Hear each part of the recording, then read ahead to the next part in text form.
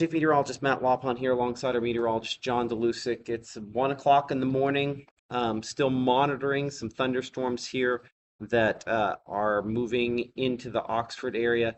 I don't think we're going to necessarily keep this going all night long, so let's be kind of clear about that. But we are going to kind of give you an update on where things stand as of now. And in particular, we're watching Lafayette, Yalobusha, Calhoun counties now, and we do expect more locations will be added to warnings over the course of the next couple of hours here. So I'm getting all my stuff set up here. Let's kind of bring you over to our system that we have, and we show that line stretching from Abbeville back there southwestward toward Shuford and Enid. That's one of the stronger sections of this. This, I'll put a loop on it. A lot of lightning being reported from this storm here. Very electric. Not a lot of reports of damage, anything like that at this point. As we wait for kind of some folks to come online, I am not seeing any comments as of yet. I'm thinking my thing here behind the scenes just might not be updating with that. So hopefully the comments come in here in a minute. So if you can say something real quick here on a comment, just so I can make sure that my source that I'm looking at for that is actually working. Anyway, monitoring this severe thunderstorm warning. Again, we're not going to keep this on all night long. There we are. Hi, Talia. Okay, so good. At least we know that's good working. So this one here moving east about 45 miles per hour. We talked about at 10 o'clock. We were waiting for it to kind of pick up some speed. Well, it finally did pick up some speed. And so that has sped up the arrival time on some of these storms. This one here kind of working east. I'm going to take me a minute to drag it all the way eastward there. Looking at the Oxford area about 105, so within the next couple minutes. Do expect those wind speed reports to kind of pick up there. Looking closer to Denmark, about 121, Water Valley 109. I mean, it's basically almost right over top of you in Water Valley at this point here. Bruce 140 or so. Eventually, Pontotoc by about 147, Blue Springs 152, Sherman 156, Tupelo about 211, Shannon, Oklahoma in that 215 to 225 time period, and then eventually Fulton about 230 or so. This has looked like it had more rotation earlier on when it was back out toward the Mississippi River. In saying that, there are a couple spots along this line that do have some rotation. What has changed since when we were looking at this at in the models at 10 o'clock is this is much more north-south, right? And so because it's more north-south, stretched this direction there, let's get rid of the arrowhead on that for a moment. But because it's more north-south instead of east-west, the north-south orientation on this gives it more of an opportunity to get the right shear in the right spot or in the wrong spot, depending on your perspective on that. So that's part of the reason why we're going to have to watch this still fairly closely. I was hopeful that we'd be able to not be super concerned about it at this point, but I'm a little more concerned because of that. Luckily, this has had no reports of tornadoes with it to this point. Hopefully that remains the case. I mean, there are some areas where we do have some rotation along the leading edge there in some spots. So certainly some things there to watch closely, that's for sure. Let's see if I can pull up a video from the North Mississippi Storm Chasers.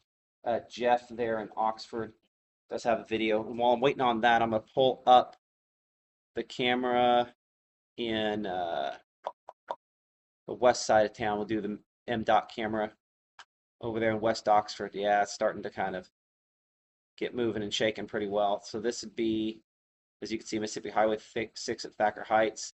It's the rain starting to pick up, lightning starting to become more nonstop. I'm going to back up one camera because I have a better western view from this shot here.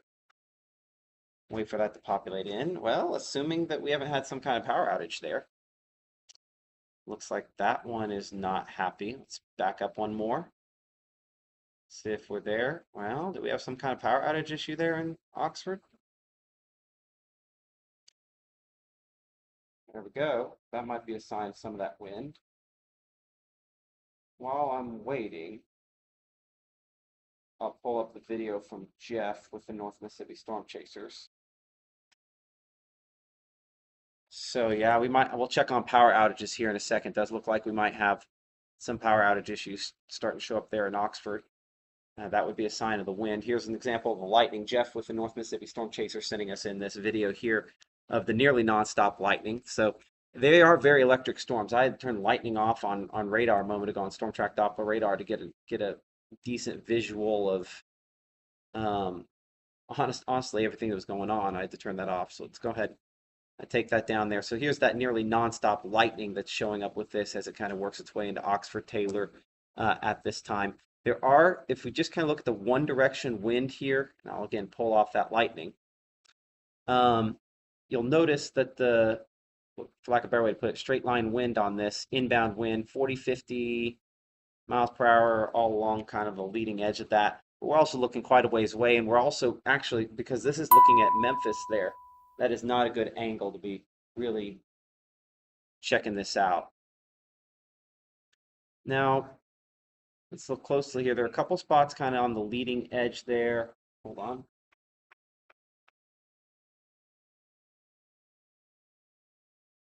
Okay, so let's see here. So they are extending the tornado watch to include more locations. We probably ought to do a cut-in just to kind of pass that along, John. And actually, I don't know if Mike can hear us in the back room there. Watch that spot near Springdale. It's right at the leading edge, and sometimes weird things happen, but I do show that rotation on both, right, pretty much right where that arrow is showing up there, north of Water Valley. Just a little enhancement, a couple little spots there, kind of a notchy line showing up. Means there are little areas there to watch for sure, especially if we're starting to have power outage issues. Hey, would you go tell Mike? Yeah, let's do a cut in real quick.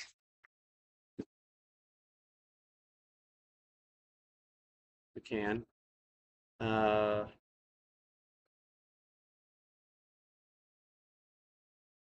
Give us just a moment here. We're going to get that up and going, hopefully. I'm going to check. I'm checking something on the side here for the power outages. It's like that is taking its time trying to get up and going. Which is fine.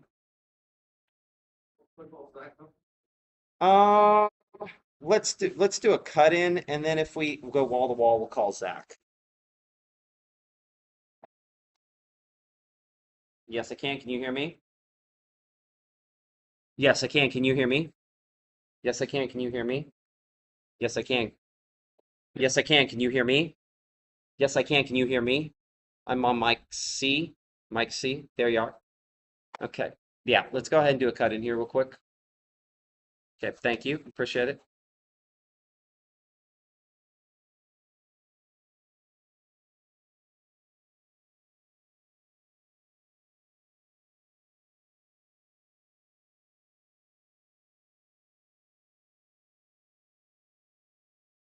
Hey, Chief Meteorologist Matt Lopon here alongside of meteorologist John Delusic. Trafficking a fairly strong storm moving into and through the Oxford area right now. Wind potential on this could be up in excess of 70 miles per hour. Hence the reason why we're doing this cut in here for a moment. Stretching there, as you can see, from Oxford down toward Water Valley, pretty much into Water Valley as we speak. I'm tracking this 45 miles per hour. That could be just maybe a hint slow on that, so I might upgrade that speed here in a second.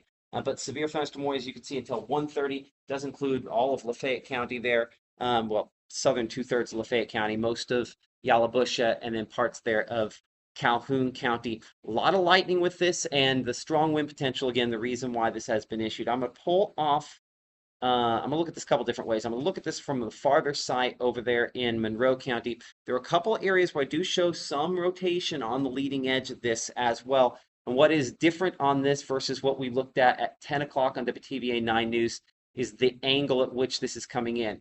I'm showing fairly consistent, 60, 70 mile per hour winds, but this is better part about a mile above the surface. So I'm looking at that. So it's probably enhanced a bit more as it's heading down. Let's check the camera there in the Oxford area.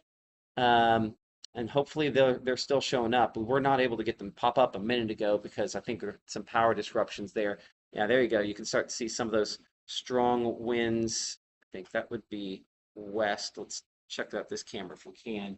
Looking back into that there. There's some of the strong winds. You can see the sheets of rainfall with that. Luckily, no one out on the roads late on this Friday night, I guess early Saturday morning, technically at 1:10 a.m. at this time. A lot of lightning. Of course, there's that one person. I would say, judging by the wind gusts we're seeing there, close to, I mean, that's probably 50 to 60 miles per hour. Let's go uh, east on the east side of town, see if we can kind of get another shot. It's moving through fairly quickly. See, that one might not pop up. We've been having some issues getting these to work, I think, because of power outages in and around the town. So, um, well, doesn't look like that's going to pop up. I'll give you an example, though, visually from the North Mississippi Storm Chasers. Jeff sending us this lightning video just a couple minutes ago of the nearly nonstop lightning that this thunderstorm is producing at this point. So, it's, again, I think part of the reason we're getting some power outages with this potentially as it moves through the Oxford area. So, strong and potentially significant damaging winds likely moving into and through Oxford. I want to check the wind mode for rotation. We'll look a couple different ways. Got to peel off that lightning again, because again, it's a lot. And you'll notice how it's changing between different sites here. I'm looking at Memphis. I'm looking out of Monroe County. It's just kind of perfectly positioned where it's kind of same height in both cases here. In particular, that part there near Springdale that I'm going to look at a little closer. I don't really have a true notch there on the front end, at least at this radar perspective, but we're just so far away. I am interested, though, in the general shape of what we see down here closer to Water Valley and Velma as well. Yeah, let's look at the wind mode on that one there. I mean, still at this distance, not super duper duper impressive. But again, radar is imperfect and we're looking fairly high above the surface here. So there's definitely a few spots along this where there's a little bit of spin, and along that entire leading edge, damaging winds, I think reasonable. That one spot there north of northeast of Water Valley, a little east of Taylor in particular, one of those that bears some significant eyeballs. So let's speed up that track we talked about a minute ago. Let's take it up to 50 miles per hour, assuming that if it is producing 60 to 70 mile per hour winds, that it will likely pick up a little bit of steam. I'll give you a long track, take it all the way to the Alabama state line. We might send you back to programming. We'll reassess that here in just a second. We show the Banner community at a 127. We're looking at Thaxton at 131, Altus at 116, Tupelo about 204, Pontotoc around 245 or so. Fulton, we showed 223. That's again assuming about 50 miles per hour, so we'll have to pick up some speed from where it is right now. And I do think that that's reasonable if it does continue to kind of pick up that head of steam there. The storm's back toward the Mississippi River, back out here southwest of Clarksdale, north of Greenville. These are not as impressive yet. It is that kind of north to south orientation on this that has us, monitoring, concerned, and possible that as this kind of works its way toward the east, that it will continue to produce the potential for some wind damage as it goes through. I'm going to give another shot here at the camera on the east side of Oxford. It looks like, I have at least that one camera on the west side that's working. Let's see if east side works. Colby with North Mississippi Storm Chasers looks like about dime size hail. We might pass that along, John, to the National Weather Service chat. I would say dime size hail, storm spotter, Lafayette County, Oxford area. Yeah, it is Oxford. Another storm chaser said large marble size, which dime to maybe nickel, somewhere in that range. I apologize. I've kind of left this on this screen for a second while we were figuring that out. Should have a new scan in. Let's check the wind mode here. And again, a couple places near Paris, another one on the east side town near Altus.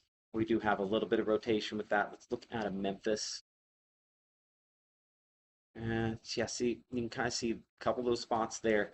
You're always going to get a little bit of rotation on the front end of these. This is a different radar, not its long range, but it's officially the Memphis Airport radar. And because it's good at detecting turbulence, it does a pretty good job of detecting in this situation here. It looks like primarily straight line winds. So the headline is this. I would say it seems reasonable that we're going to get 60 to maybe 70-mile-per-hour winds out of this as it works eastward. We'll continue monitoring things here. Expect some damage, expect some power outages related to this.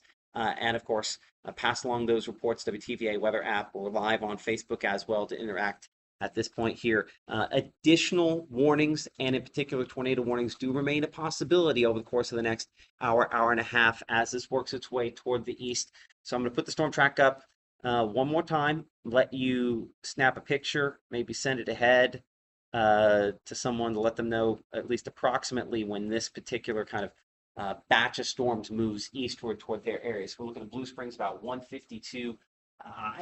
Okay, so how do you react to this? It's 1:15 in the morning, and if you're anything like me, it'd be great to roll over and go to sleep. And yeah, at this time, I really tried. I went home. I was like, I'm going to do it. I'm going to sleep for a little while, and immediately came back in here because this is fairly strong. So if you're in that category, do you go to sleep in this instant? And I would say this. It depends on how sturdy your structure is and how vulnerable it is. Because on my way back in, I had a large, tree branch, like a whole 30-foot section that blew down just in the gradient winds ahead of this. So that falls onto a non-sturdy structure, you've got problems, right? So if you're in a sturdy structure, I'd say you're fine. If not, obviously, we need to be trying to get someplace a little bit more sturdy than that. Maybe only one or two of these storms are going to produce that kind of significant damage. But if this is kicking out 70-mile-per-hour winds, that's significant enough to certainly be in a stronger location with this as it works eastward. So at least within steps, you can see some times there as it works east. I'm going to check the wind mode one more time, then we're going to try to send you back for, I think, like third time here to regularly scheduled programming. Again, east of Oxford, south of Oxford, few areas there where I can make an argument for some broad rotation on this. Nothing that's an obvious tornado, thankfully. But just some areas there of spin, which is exactly what we're looking at on models where, hey, it was detecting areas of spin, but were those going to produce tornado? In this point here, damaging winds in particular, we're tracking it as it moves eastward. Severe thunderstorm warning until 1:30. Well, now that that came off, we're going to have some weather calls go out. Let's just stick with it here so we can kind of address the situation for those folks as they kind of come online with us here in a second. And then we'll continue it on our Facebook page. In fact, John, I think we probably need to maybe share the one we have right now going on the Facebook, and we probably do. It couldn't hurt to kick the live stream on. Let's call Zach. We'll kick the live stream on. But as you can see, until 2 a.m. this warning in effect for Pontotoc, Saltillo, Baldwin, New Albany, Tupelo, Shannon, Holka, Houston, and Bruce all involved in this. Damaging straight line winds, the reason this has been issued, but you might notice a slightly different verbiage there at the top than maybe we typically do when we're talking about this. While there is some rotation detected in this from time to time, the bigger concern is that this could be a wall of wind at around 70 miles per hour as it works its way eastward. And so that's kind of what the bright red, again, we're moving away from the radar site up in Memphis. If I were to change this in the background there to the radar site out of the airport, and there's my weather call coming in, that would, down in Monroe County, that'd make a difference. So I'll let Digital Matt Lawpom handle this for a second. Hello?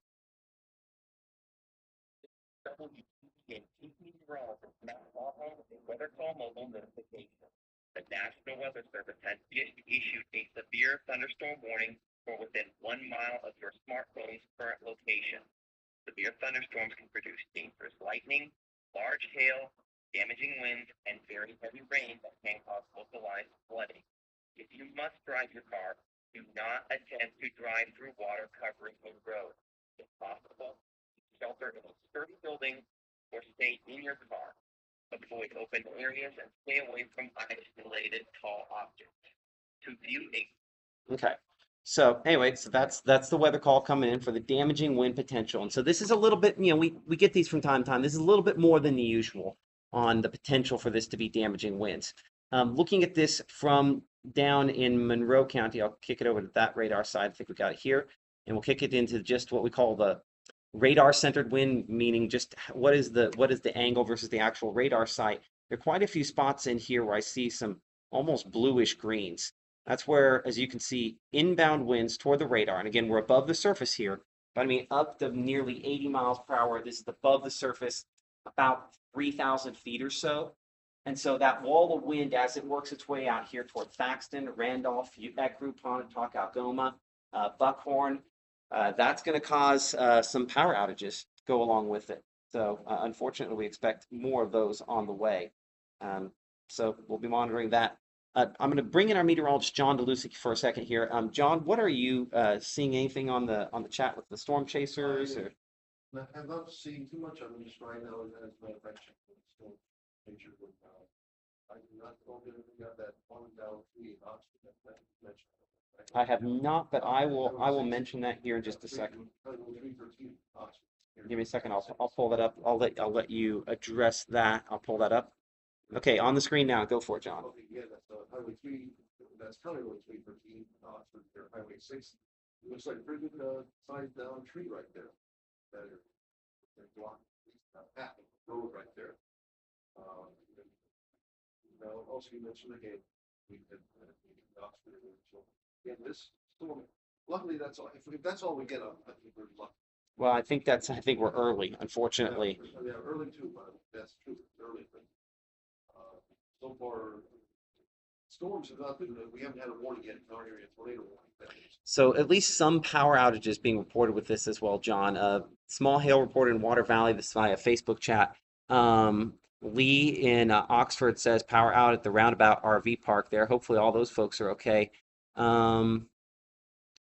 Marshall County is still in pretty good shape related to this. I'm just kind of looking back in through here on some of the reports. The thing I will emphasize is we do not have tornadoes out of this. It's much more likely in this scenario that we're going to end up with damaging straight line winds than tornadoes. That said, a brief tornado definitely still remains a possibility out of this as it works its way eastward. Current time is 1:22 a.m. I'm Chief Meteorologist Matt Walpon alongside our meteorologist John DeLucy, because we've given some folks to come online here in the last couple minutes. We'll kind of address what we're looking at. First off, I think this is primarily straight line winds kind of moving there from west to east at about 50 miles per hour or so through Union County, Pontotoc County, Calhoun, Chickasaw, Lee, Prentiss counties, all in the path of this. And right now in Lafayette and Yalobusha counties in particular, in the northwest portion of Calhoun County, this is likely some damaging wind with it. As you saw a moment ago, at least some reports of tree damage related to this. More and more of those are gonna be coming in here probably in the next few minutes or so. More reports of hail in Water Valley. As far as Coffeyville is concerned, on the south side of this end here, let's kind of work our way south to north on this line. Coffeyville is kind of in the more beneficial part. The worst of this is north of you, Velma, back out here toward Pine Valley. So we kind of go back here to the wind mode. This is why this has been issued out here. 9 West and 331 near the Delay community. This would be the Pontotoc and Lafayette County line. Again, this is right there at the edge of this like brightest green. That is that wall of wind working its way eastward. It could be up in excess of 70 miles per hour. And so typically when we do this coverage, we do this coverage for tornado warnings, and then there's that other caveat, which is other life-threatening weather, significant life-threatening weather. We start talking about 70 mile per hour winds, that ends up falling in that category there. Just got a report of from the National Weather Service of some trees down in Tula. Estimated winds 60 to 65 miles per hour. So again, that would be this storm as it works its way, and when it was a little west of where it's at now. And so, yeah, continuing to likely produce that kind of weather. Let's double check the speed on it. Check and see if we have sped up somewhat. So I'm going to take it back half hour. We're going to verify speed. Give me a moment. So for the last half hour, we have moved 27 miles. That would take us about 52, 53 miles per hour or so. So yeah, it has picked up a bit of speed then. So let's bring it up to 55. So this is going to cut some time for some of the folks ahead. And we encourage folks to do this before the most recent warning came out. But encourage you to, maybe send the storm track ahead if you know someone ahead of this, and just let them know. This is a little more than the usual severe thunderstorm warning. It looks like we're getting, we talked about there was that locations near the Tennessee state line where we'd be most likely to see maybe some of those higher end wind gusts. Well, that is the storm here. It's slightly south of that expected area by about a county. So make sure some folks know this could be some 65, 70 mile per hour winds potentially out of this here. And so we do expect sporadic wind damage, tree damage, etc., to come from this as a result. Current time is 1:25 a.m. We're going to check back in on some of those cameras out of the Oxford area as we do, just to see if we even have any visibility at all out of any of these, because we have had some power outages in that area, some that are reported and likely to probably have even more. I'm going to see if I can see. I had a camera at one point on the Ole Miss campus. Now it looks like that one's down as well. And it does not look like the power outage trackers have caught up yet with the actual power outage issues. I'm gonna check the Northeast Power EPA. These tend to run a little bit. Yeah, so that's what I thought. Let me double check this here. So multiple outages being reported at this point here all around. I'm gonna see if I can pull this up. I think this is the wrong iPads. Give me just a moment to switch this one out here to show you. But numerous power outages being reported in and around Lafayette County from Northeast Power. It just hasn't hit the main grid yet. I apologize that I, for the second time, left this on that camera, hoping that it would pop up, and it has not.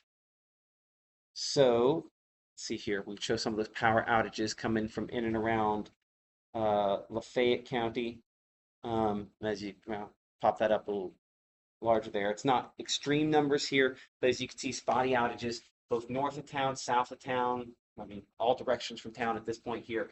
Certainly a greater number, really on either side at this point. So Northeast Power. Now, this technically says 0 members affected, but if you go through and actually query some of these numbers, which by the way are going up, multiple outages in this area, so I do think that the system's still catching up on exactly how many outages that there are at this point. So that's a sign that this is likely producing some sporadic wind damage at the very least. We've seen pictures of tree damage, and if you have something to relay, send us those in to our Facebook chat ongoing right now, and of course the WTVA weather app, a good way to do that. And John, we'll make sure we're checking for those pictures and things in there.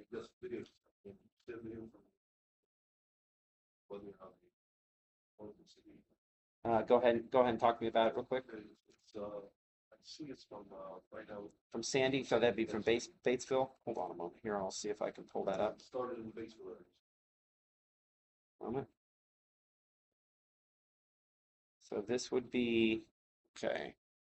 Here's a shot. This is Sandy with North Mississippi Storm Chasers, also Red Cross, showing some of the wind. This would have been one county west of Oxford, out there in Panola County.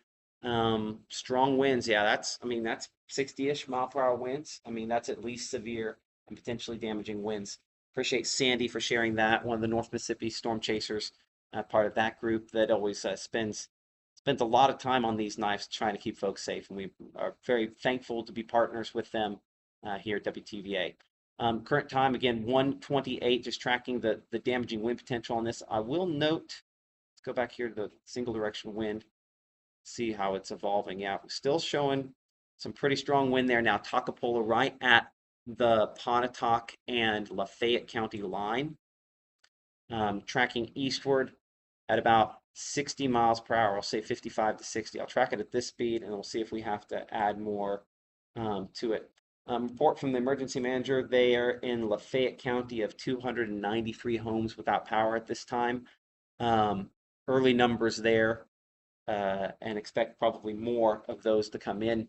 Here's your current time, and you'll notice we've sliced off some time on the expected arrivals. So if you know some folks who are ahead of this, you might send them this and say, hey, well, hold on, let's slice off more time.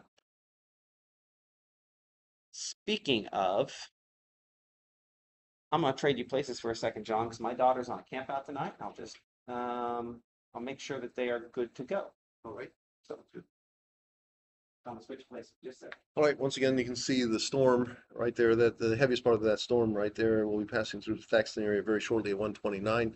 You're looking at Buchanan around 135, Center at 146, 158 or so, City of Tupelo, Tupelo High School 154, and farther down the line, Pine Grove roughly at 204, and most likely around the Okolona area at 207. So this is again a very strong to severe thunderstorm that's passing through portions of our area.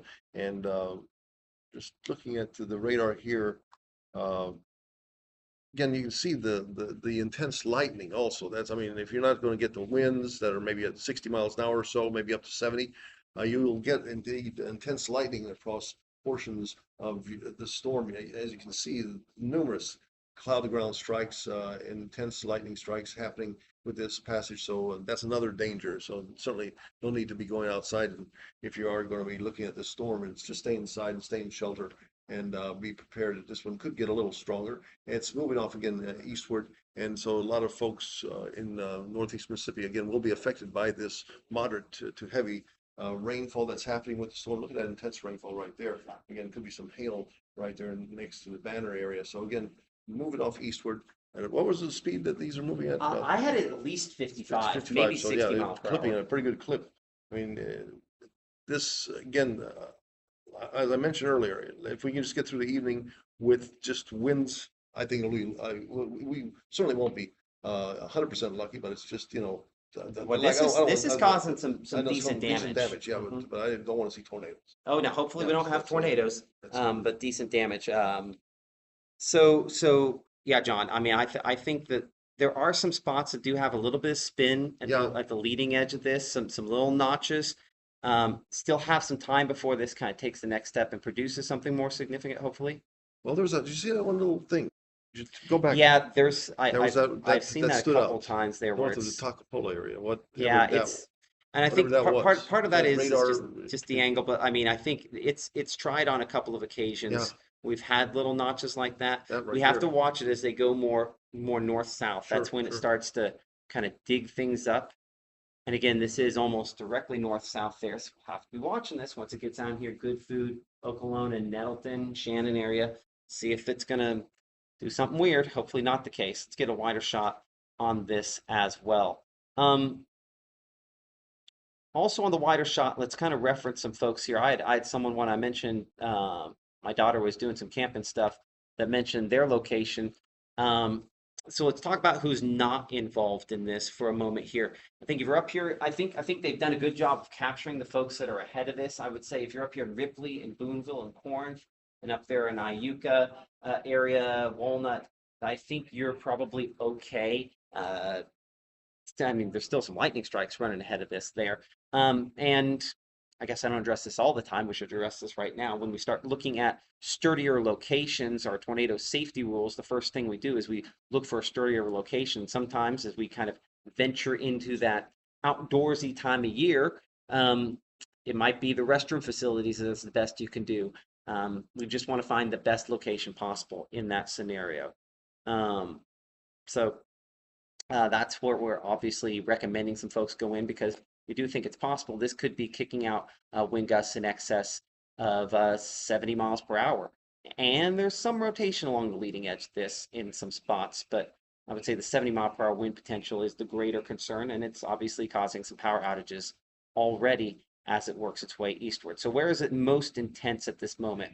Again, looking kind of going back and forth on here, the brightest sort of green colors there still showing wind gusts, again, above the surface, but up in excess of 70 miles per hour. That could, at least some of that strong wind, be making it down to the ground and pushing ahead of this. And so that will cause some low end tornado like damage if it's 78, 80 miles per hour. That's on par with an EF0 tornado. John, did you have something? No. I was just agreeing that like you said, that it's on par with the F-0 tornado. I think that very dangerous thing, especially, you know, trees being weakened over the last couple of weeks, several weeks with the rainfall that we've had. Mm-hmm. We've had trees just falling just from the regular wind themselves across the area. Nonetheless, now the 70, maybe 8 mile per hour wind gust to Yeah. rough heating that material. Yeah, definitely not something that we want to see, and hopefully we don't get a whole lot of reports of that.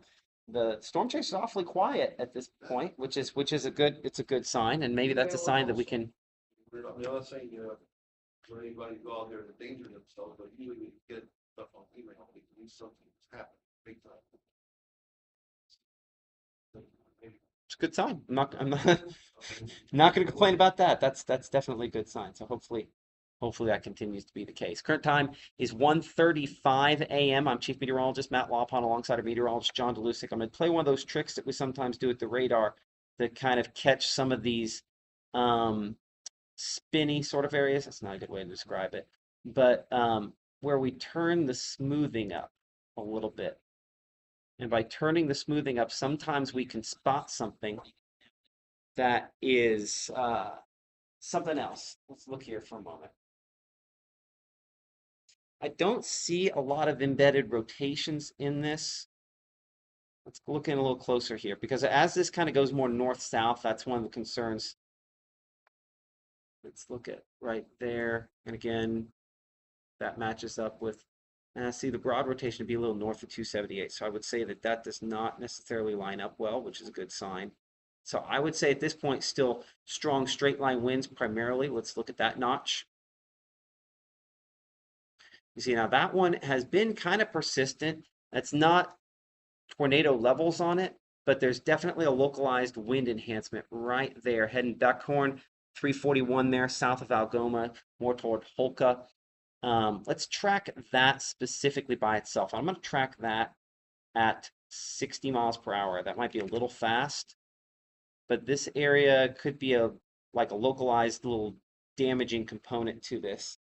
That's not a technical term there, but we show Buckhorn at 137, Hulka at 145, Good Food at 148, Troy at 152, Okolona at 2 o'clock, and Nettleton about 207, if that can kind of hold together there for a little while. Yeah. So far, only that one picture coming in from the North Mississippi Storm Chasers of some tree damage. Hopefully that continues to man, that'd be a blessing if that's all the worse it was. Let's see if we can get a shot of this from our camera. We're going to look in Blue Springs. And it looks like that west cam might have gone blurry. It does that sometimes on us. Double check to make sure that's the west one. South camera might have another shot. It usually stays fairly clear. It's awfully pointed at the Toyota plant there. But I'll see if we can see some toward the horizon. Just looking at that, just looks like just lightning. It's a little too far away to have much better visual than that. Back here to the rainfall mode on Storm Track Doppler radar. Watching again this little notch near Buckhorn along 341 west of Highway 15. Let's go to the wind mode. That's definitely showing up. Let's check out of Memphis as well. See if that little spin is there. I do show a little broad rotation there. I do show a little bit more of an angle change. Let's watch this one up here near Faxton. See, okay, so on the precipitation mode, it hasn't really done it yet, but this is now doing the thing that we get increasingly concerned with here, which is when the angle changes, right? See how my angle is now like this, right? So it was more north-south, it's gone this way. So this zone here, up along 278, Highway 6, north side of Pontotoc there, moving toward Highway 9, and eventually generally toward us, has the wrong angle in that it has the right angle for something to show more signs of wind damage and potentially trying to spin something up. Overall, this is what we call a bow echo. You can see how it kind of has bow and arrow shape, like if I were bending the bow back to shoot the arrow that direction. So a bow echo there. And so that is moving generally again toward Tupelo, Pontotoc, Holka, New Albany on the north side of it, but Saltillo and Tupelo most definitely in the main path of this based on its current speed. And I'm still tracking it with my what we call squall track here at 55. What I'm looking for is I'm looking to see if my Tupelo time it's the same. So good. So 55 is a good number on that because that has stayed the same since the last time we tracked that specifically here a few minutes ago. But starting to watch up here on the north side of this, closer to 278 and where it meets Highway 9 out there on the east side, northeast side of Pontotoc there. That could get interesting here on that little stretch of 278 if it continues to mature over the next 10 to 15 minutes or so. That's kind of a zone to really certainly watch. And you can kind of hear in the background there mentioning the WTVA weather app, pinging over and over again. It's one of those reminders on a night like tonight that we want to build our armor as much as we can, have multiple layers to find out about warnings, because if we rely just on Facebook, which is great, we do a great job on it, sometimes we don't get on it. It's a secondary level there.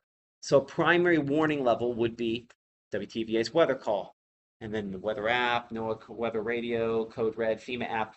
You get a couple of these and everything blows up at the same time, oh, something's happened and need to pay attention to. That's what we want in the middle of the night. Might be annoying from time to time, but that certainly is the way we stay as safe as we possibly can in this situation. And I would say that we still want to respect and follow those tornado safety rules, despite the fact that this is not a tornado warning, because I think we're still talking about, especially at the kind of this portion here in Pontotoc County, potential that this could be 65 to 70 mile per hour winds. And so hit the wrong direction, high profile vehicles could definitely have some problems related to that. New information coming in from the emergency manager there in Lafayette County. A couple reports coming in the last little bit here. Tree down on Highway 331 and County Road 428. That'd be Mississippi Highway 341. Get it in here. Excuse me, 331. I don't know if I said that right. And County Road 428. So generally in this portion here, that's that part there that we were tracking heading more toward Algoma that has a little bit of that broad rotation with it as well. I know we had another report in here a minute ago. So this would be trees on houses in the 100 block of County Road 479. So John, I'm going to have you look on radar over there for County Road 479 in Lafayette County. Actually, the way you were going might be best bet on that as well. You can try that as well. And I could get in and dig here a little deeper, but I don't want to get too far away from Lafayette County. See how this is bent back like that? North side of Pontotoc. We're gonna have to watch this closely. The intersection 15 and Highway 9 and 6 there. Highway 9 and 15 they intersect in town, but where those spots intersect along 278, have to watch that fairly closely. Again, a couple spots here where there's at least some broad rotation showing up. But mostly, more than anything else, the impacts of this are the straight line winds of this bow. As you can see very plainly on your screen, 70 plus mile per hour winds above the surface and 60 to 70 mile per hour winds at the surface, likely along the leading edge of this. So that's enough that we want to be in some place a little reinforced, just in case we have some roof damage, we have some trees knocked on houses, like where John's looking for those. County Road 479 is just a hop, skip, and jump west of Cotton Bowl. That's okay. Maybe about a mile and a half. 2 miles west of Cotton Bowl. Okay. Extends northward. Would you say 429? You were talking about 479. I think it leads up to 431. No, 479. That doesn't look like it goes too far. Well, 431. So that's right there. Gotcha. On 6. Okay, so let's 334. So 334 north. 334. Okay, so this would have been one of the more impressive portions of this line. So we know now that this portion that's sitting near South Pontotoc School and near Algoma and moving into the west side of Pontotoc, we know that this has knocked down trees onto some homes. We know that it's also caused some power outage issues as well. So no shock that this is going to continue to probably cause more issues as it works its way eastward. All indications are that that's what's kind of happening with this as well. I'm going to bring in I think this is Northeast Power, their map here for a moment. As you can see, the numbers of outages on this is continuing to increase as well, extending past Thaxton, Lafayette Springs there into Pontotoc County. We'll switch providers to kind of check on the folks there farther east, but just kind of a sign that power outages, when we can follow those, we know where we're probably dealing with our damaging winds as well. It's obviously a pretty good indicator of that. So tracking this leading edge as we expect more power outages to kind of follow and sporadic tree damage at the very least with this. Time to Tupelo 205. It's gotten a little bit, hold on, but we got an update on our positioning. So that's why that's going to even out, isn't it?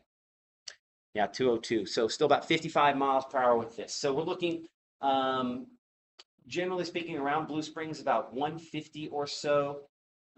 It might be on the north side of this. I'm not going to have a great view. Actually, I should be looking along that right now. I'll be looking right into that nook there, actually. We got to get to Blue Springs pretty quickly here. Let's take south camera. We'll be looking along the leading edge. Hopefully we're not too late on that. We'll look right about there. Okay, we're going to wait for John. I'm going to borrow you for a second, your eyeballs. Okay, so we're looking kind of along that leading edge. This is the zone somewhere in here. I might be a little off on my timing on the exact angle. Nope, I definitely want to be on this side. Hold on. So we're looking for, I do not know that we're going to be able to spot any rotations on this. But this is a camera to watch just in case. Could we pull this up on Weather 3? We'll pull it up on Weather 3, and then, oh man, the power's in and out there. There's some low-hanging stuff. So what we're doing is we're looking along the leading edge of the damaging winds coming into and moving through southern Union County, Pontotoc County, and northern Chickasaw County as they work their way toward Lee County at this instant and through those various counties. So what I'm going to do is I'm going to shrink this. I'm going to use a way to kind of picture this, for lack of a better way to put it, so we can still show radar. But I want to keep that up so we can kind of get an idea along the leading edge, because we're looking, because here's the deal. This has cleared out an inflow area right there. Hold on, Blue Springs is going to be There is a pretty good little, right there. with the lightning flashes, every now and then you do see a little bit of something. Yeah, right in the middle. Yeah. Right I know. It's a that's whatever that is, but I don't know that we're going to be able to confirm it to be much more. Let's look. We're starting to get raindrops there.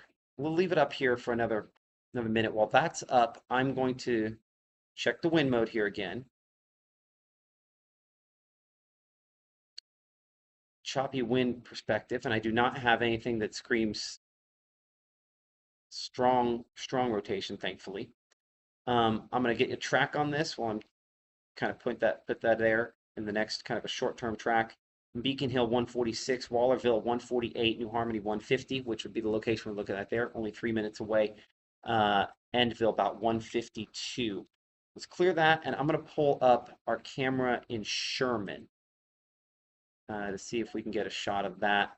In Sherman, we'll look southbound there, because again, with the angle of I-22, we could have a decent shot in this as well.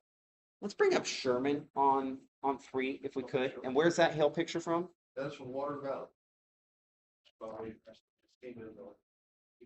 Okay. It's from Water Valley, and it's from Tyra, Water Valley. Like what I'd say, like less round dime size of that much. So from Kyra in Water Valley? Yeah. Okay. Are the Sherman cameras not showing up on the web page?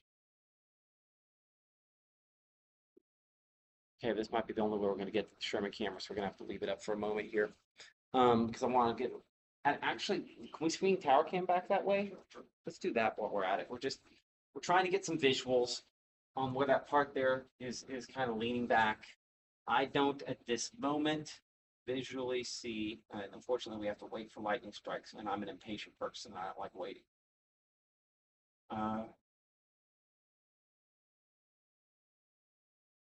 Raindrops picking up there. Some of the leading lighter sprinkles. But that's, regardless, that strong wind moving in, I do not have any kind of lowering that's significant enough to kind of hold on to this camera. So let's get back to radar so we can keep tracking that. But once we can kind of get tower cam swung back around, hopefully that helps. Current time is now 1:49.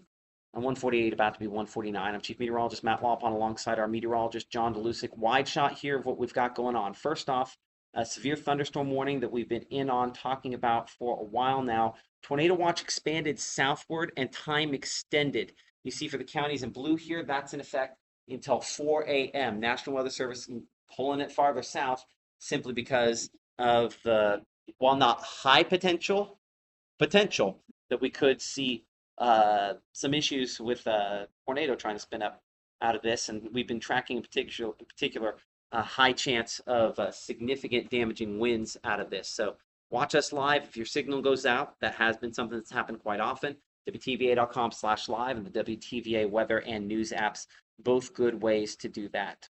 As we take that information back off the screen, get back to Storm Track Doppler radar. The storms back behind this is that heavy rainfall threat in particular we were talking about. There could still be some lightning, but because they're not getting the clean inflow of the front storm, they're less likely to produce the high end sort of wind damage that this one has the potential to possibly produce. Though I will say, looking at the wind mode here, it doesn't look quite as impressive, but it's still showing up 60 to 70 mile per hour winds on the leading edge of this. The reason it has a negative on front here, by the way, that comes back to the whole green and red thing. I don't talk about this maybe enough, but it's toward the radar, so it's inbound. So as far as the radar is concerned, because it's coming toward it, it's a negative value. So that's why it shows negative 56 or negative 72 on that. That's the wind coming in toward the radar there in Monroe County. Now, let me also say this. That's the component of the wind coming like that, but the wind's actually going more this direction. That means that some of these numbers could actually be higher than what it's indicating there. It's just we don't have the perfect angle on it to sample it correctly. A lot of jargon to say. Strong winds and power outages likely as that moves into now far eastern Pontotoc, northern Chickasaw, Union, and Lee counties. Check out I-22 west. Okay. Do you have that on 3? Got that on 3. Okay. Every now and then with lightning, illumination on the cars. Yeah, you can see the base on that pretty well. Well, I mean, I'll try to stay out of the way because this is the part we're going to see. See, you can see the lowering on that as it moves in. Going to keep it on this here for a moment. A lot of lightning with this, so expect more power disruptions. Hopefully your phone is presently charging, if that's what you happen to be watching us on. Still pretty good gap there. I don't see anything that's super low at this moment. And then again, the likelihood of us catching a nighttime circulation is low. It's not impossible. Look on the left side. Yeah. For a second there, like something. But the hard part is on the resolution of these, to making sure it's not just like an artifact of time. Yeah.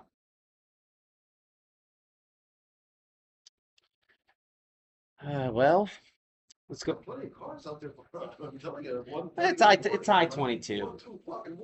We've done a lot of stories lately about some of the stuff that goes up and down I-22 at night. Unfortunately, so those folks probably, if you happen to know one of them, need to know that there's some strong wind there, kind of clearing along that. I took it down. Is it worth going? For a second there, nice good illumination. Like I said, barely kind of lowering. National Weather Service describing this again with the warning set to expire at 2 a.m. and they're likely extending. Well, right there actually, they've just extended the severe thunderstorm warning now eastward beyond its current location until now, I believe. Let's double check the time. I think 2:30. I'm gonna guess 2:45 in the morning. That does include all of, or at least the rest.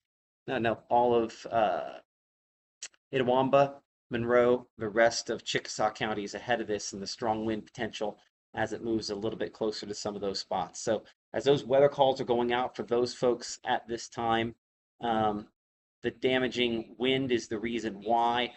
It's a non-zero tornado threat.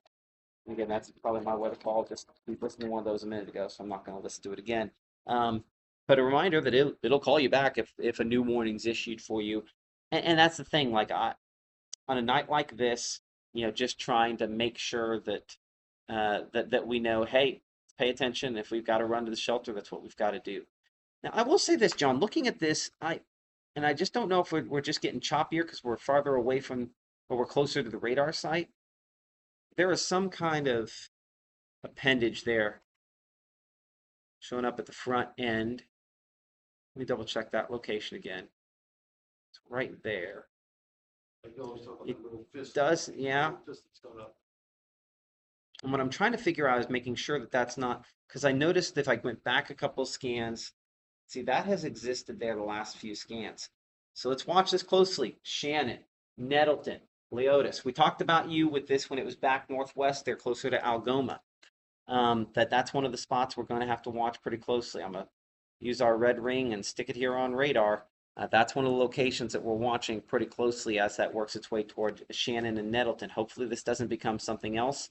And I don't want to get too caught up on specific spots simply because the reality of the situation is this could be low-end tornado damaging winds along the entire leading edge of this as it works eastward. So I don't want to undersell the rest of it because of that. I'm just checking on our power outage website as the number of customers continues to go up. I'm going to see in Pontotoc County, kind of split between Northeast, Tom Bigby, checking the outage website with Tom Bigby right now. Not a lot of outages. No, in fact, none of Tom Bigby's customers there at all. So Northeast Power. Yeah, see, I don't think we have a lot of them tracked in the portion of Eastern Pontotoc County, so we'll probably end up finding that out a little bit later.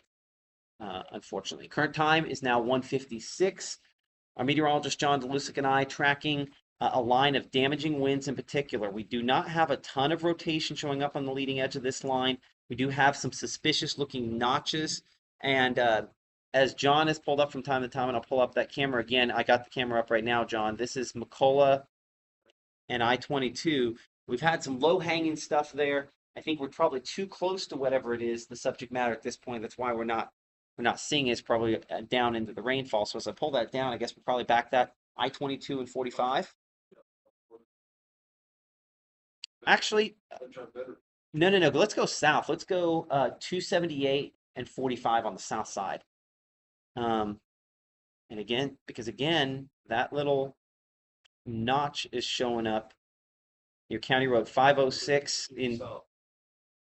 in what has been a very rough portion of the county to be in this year. Would this be, certainly this is the third significant circulation we've had come over this spot this year. So I would be at least within steps of my tornado safe place if I'm in Shannon and Nettleton down here, because there's a couple areas that we're definitely watching, and the broad rotation starting to pick up a little bit. The fact I just have a little bit of an enhancement at that spot there near County Road 506. This is Lee County. This is Shannon.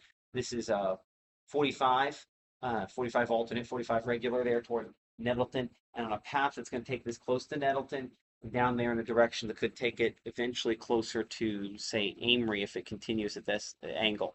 Now, more likely than not, it's not going to produce a tornado, but this is the part of the thunderstorm where it could happen. This is the shape it sometimes looks like. There is a little bit of a lowering, I would say. That may be something else. If you look at every now and then on the south side, the camera would be liking movements, you see some on the right side. On the right side there. No, it's not a big gray flash. Okay, so we're right there, looking south. That would be looking at this right there. And I do see what you're seeing there. Something. I'm not sure. Just. I'm gonna check while we're looking at this for a second. I'll double check view. I'm gonna double check something else here for a second. Anything from the storm chasers?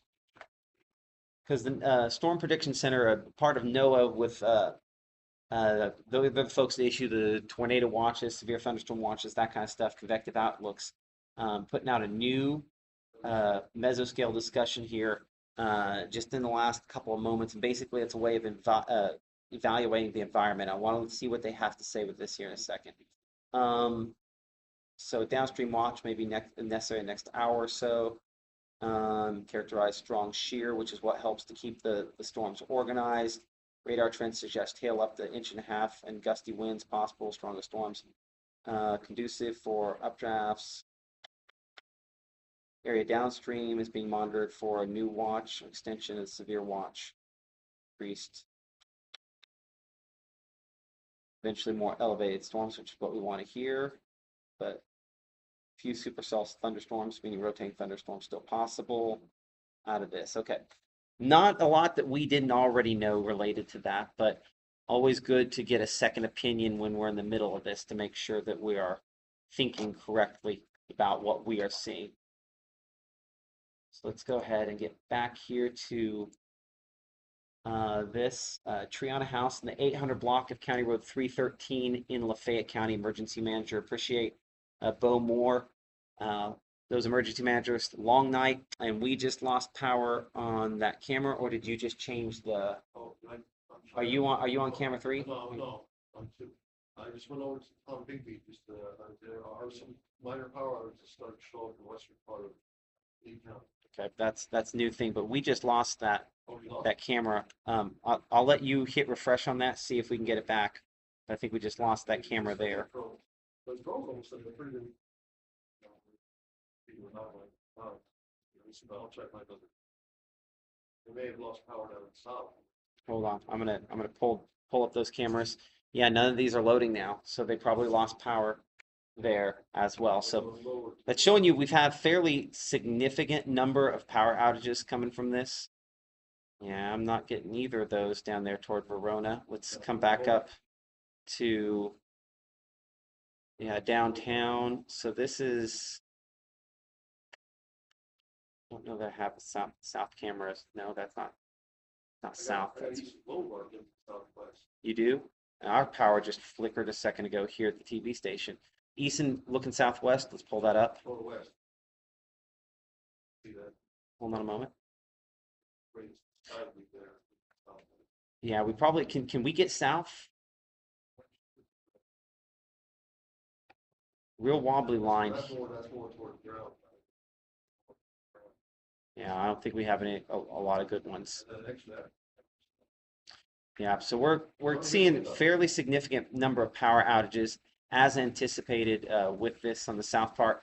The radar presentation isn't going to look quite as good for the next little bit on the straight line wind or the radar centered wind because we're kind of up here at the wrong angle for the radar. So it's our greens are not going to be as bright. That does not mean it's necessarily weakening. That just means that we don't have a good angle on it.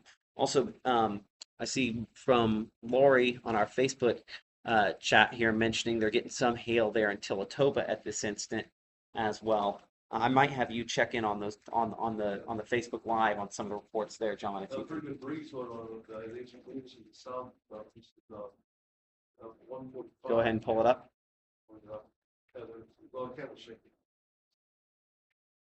Okay, so this is what Gloucester and just south of Easton. Yeah, you can see. Well, there's at least power at that location at this moment. Always a fun when the roof crackles for you. Lightning certainly picking up with that as well. Just looking at the wind, we were yet to see some significant severe wind on this at this location along Gloucester in South Tupelo. Go and keep that up, John, for a moment. I'm going to bring in the radar and see kind of where that should be. So the strongest wind will probably hit that in the next minute or so. So we'll leave that camera up to get an idea of what that looks like when that hits there. Up here farther north, just to make sure we're covering our bases. We do have good wind going on there right now. I would be interested to see, it's our tower cam. Right under, it looks like it's in nighttime mode right now, looking kind of west, looking into some of that wind. Pretty good lightning showing up there, Tupelo tower cam. A lot of fuels we've talked about available for this. And so certainly we're utilizing that with the near nonstop lightning. I'll go ahead and bring it. There we go. Point it south just a little bit. If you can go, I see the thing on the right, but I want to see if you can give me about 180 degrees. Like I think direct south. There's a little, yeah. And we're just going to look into the rain. Okay, that's fine. I'll pull up a different camera here at 2245. Apologize for us just kind of poking this and prodding this with different cameras. The reason for that is we know it's producing strong wind. We just want to make sure it doesn't produce something else. So that's why we're looking at this 4 panel here. This would be north. That would be, I believe, east. That's west, and that's south. So we're looking in particular at south and the west that I'm in front of there as this kind of comes in, because there's an interesting feature to be over top of this interchange at the moment. I don't see anything that I'm super concerned with. Just strong winds in that 50 to 60 mile per hour range. Certainly rustling around quite a bit. That's for sure.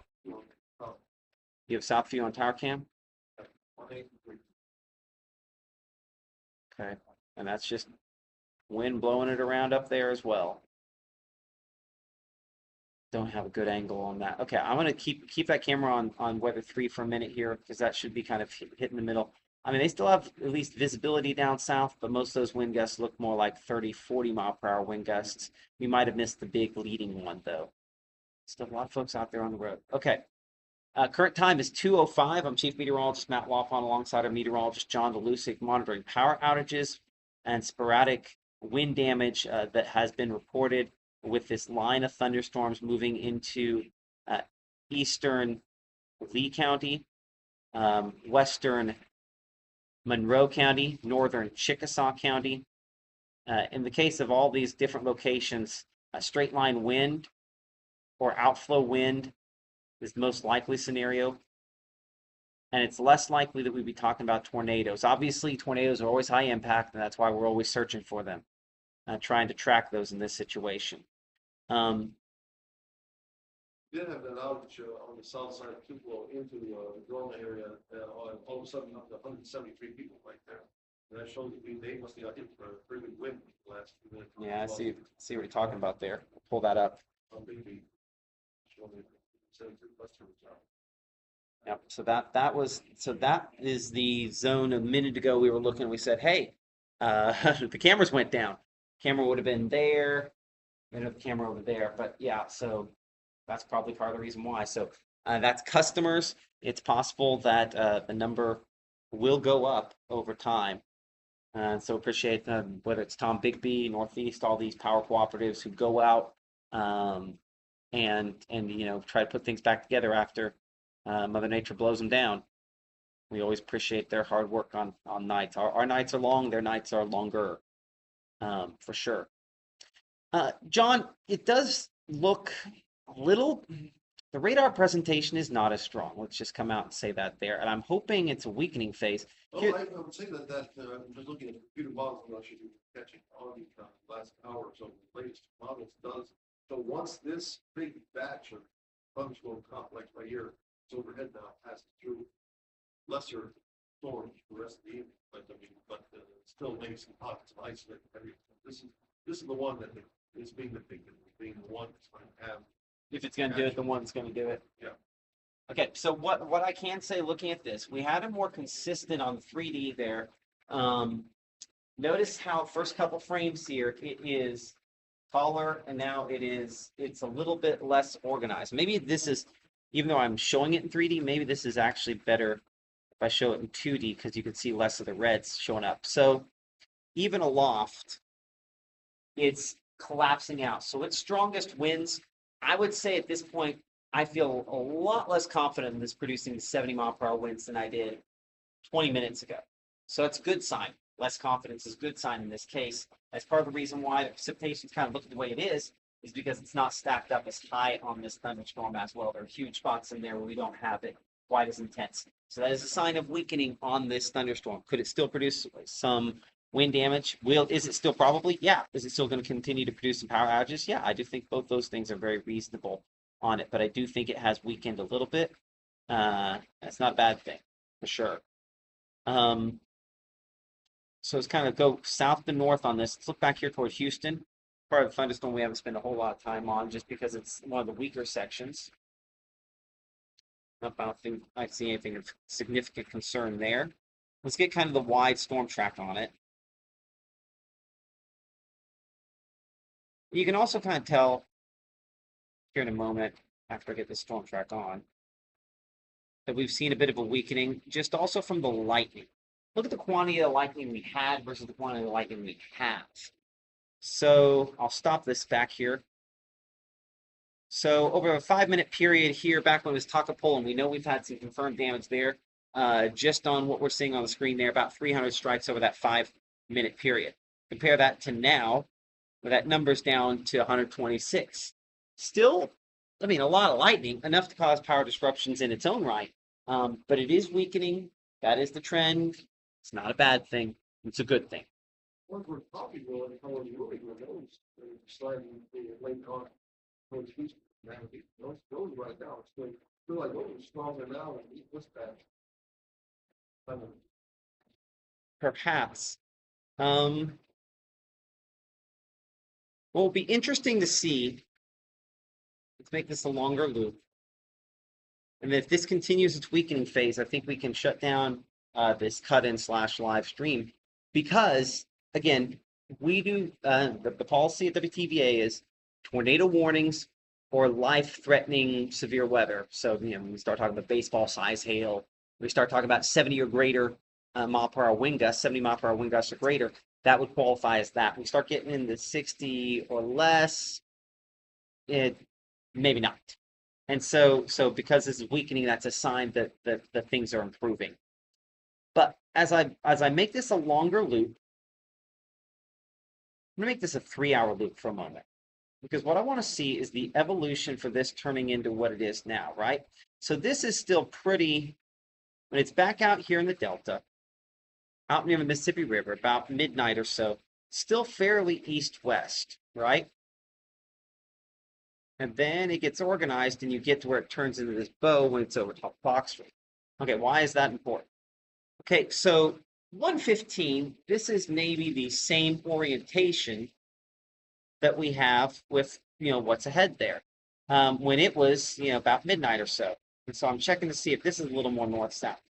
And so I would say, while this is a lot of heavy precipitation, there's probably a little bit of hail with that as well. This one near Glendora there could be the next one that's trying to swing and then could produce some of the more substantial power outages out for Grenada, Lake Spring, Calhoun City, locations eastward as it gets closer to Houston and probably a little south of Houston by that point. So that one actually might be the more impressive storm for the long term. So let's get a longer track on that. And so assuming it also picks up speed, I'm going to go 50 miles per hour. That'll be too fast for now and too slow for later, and so it should average out. So Grenada, we're looking at about 230 or so for you. Some damaging wind potential out of this one, as well as some large hail. That made Calhoun City, we're looking at about 312. Before 319, Matheson 329, Houston 334, Starkville 331, Aberdeen 405, Columbus 416, Caledonia 421, New Hope 424, and Solid at 433. This is likely to be some damaging wind gusts with it as it works eastward at probably now about 45 miles per hour, eventually picking up to 50 to 55 miles per hour as it moves eastward. I can hear the rainfall, obviously, as you can probably hear the rainfall picking up here at the television station. Looking at this complex of storms, I would say the significant high-end severe weather risk on this has ended. I think we're past that. In saying that, though, I think it could still cause sporadic power outages and wind damage to isolated trees. It's just not going to be as substantial as what we had a little bit ago. But the number of power outages are increasing on this. John, you were saying something? Sorry.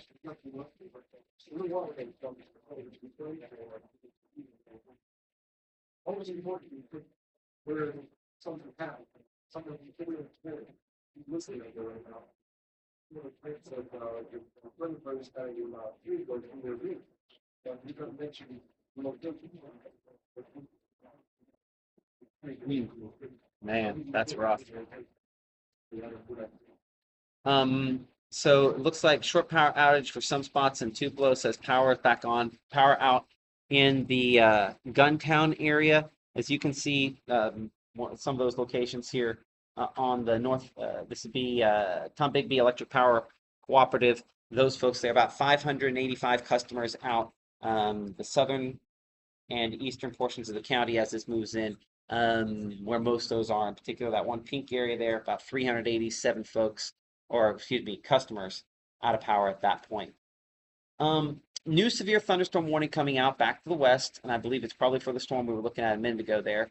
Yeah, and it's the southern part of this one. Again, probably catching this bow echo back to the west there. There are, I would say, potential maybe for some hail and gusty wind, certainly. I don't know that we're talking severe wind out of the Coffeyville storm, but the one in Glendora is going to be the next one that tries to produce more significant straight line wind. And so the reason why we kind of have a different thing, we have different National Weather Service office here in Memphis. This is their southernmost county, so they're catching that for the storm coming in, and then Jackson may or may not link up and include Grenada County as well as it eventually moves eastward. Current time is 2:15 a.m. We appreciate your patience as you stay up with us on WTVA 9 News tonight. While I put up that storm track there, I remind folks that are ahead of this what they need to be doing.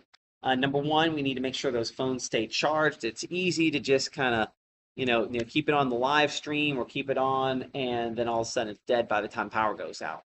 So keep them charged up. Hard sole shoes, now I don't know that we necessarily have to be. This is what I typically would say: prepare for a tornado. I don't know that we're talking about something on that level, thankfully, hopefully. But hopefully we're not. But some recommendations for the overnight hours, particularly the top one there, the number one thing I would recommend if you're ahead of this. And so be thinking ahead in that regard and making sure that you have multiple ways to find out if you're in the danger zone. So Code Red, WTVA weather app, NOAA weather radio, FEMA app, all good. My family, and you always hear it here in the broadcasts, weather call, what we recommend there. New severe thunderstorm watch, I believe, a new watch coming out here. Let's get the locations on that. I think that might be the southern portion of the area. Just give me a second to check that out. Watch meaning conditions are in place that could lead to the development of something. And I do not think that outline has hit yet. So we will see. Yeah, there it is right there. So this new severe thunderstorm watch. A lot of green on this map. Let's pull off the radars for just a moment. So it does not show the tornado watch north. It still exists. National Weather Service in Memphis locally extended it both in time and area. So it's on there. We can show that in a minute. There's that Grenada Montgomery warning we were talking about a moment ago. We will look at that in more detail in a second. But this green box that you see there is a severe thunderstorm watch, damaging wind in particular, hail also a possibility, tornadoes a secondary threat to those primary two threats. And that's in effect, I believe, until 10 a.m. this morning. Let me double check that. Yeah, until 10 o'clock in the morning. That'd be for the far eastern end of that. We will not be under this watch at 10 a.m. I can pretty safely say that it'll be out of here by that point, thankfully. So let's look at the western one here, and then we'll go over to the eastern warning. And so near the Mare community, east of Glendora, there near Oxbury and Dubbard, moving toward the Grenada area and Gore Springs. This is a line of strong straight line winds that has prompted yet another severe thunderstorm warning. So over the next 30 minutes or so, 40 minutes, this will be moving into Duck Hill. We show about 30 minutes from now, almost exactly. Grenada at about 20 minutes from now. Parsons 2:25. Grenada, we mentioned 20 minutes, but it's 2:37 for you. And we're looking at Duck Hill about 2:46. This is strong straight line winds. It is the most likely storm going forward to produce some kind of wind damage. And if we were to see something spin up a tornado, again, not a high likelihood. I would say 1 or 2% chance at this point. So not a high likelihood.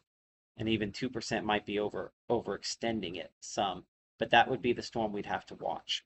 Our eastern severe thunderstorm that has been causing some sporadic power outages and wind damage for the last hour plus continues to go through a weakening phase. And I would say no longer probably capable of those 70-mile-per-hour winds. Looking at the wind mode here, I'd say it's struggled to probably produce 60-mile-per-hour winds. It's still possible to get a couple sporadic areas in that, but there's the track as we look ahead. I'm going to bring in John here for a moment. John, anything coming in? Nothing that I see. Let me just check that.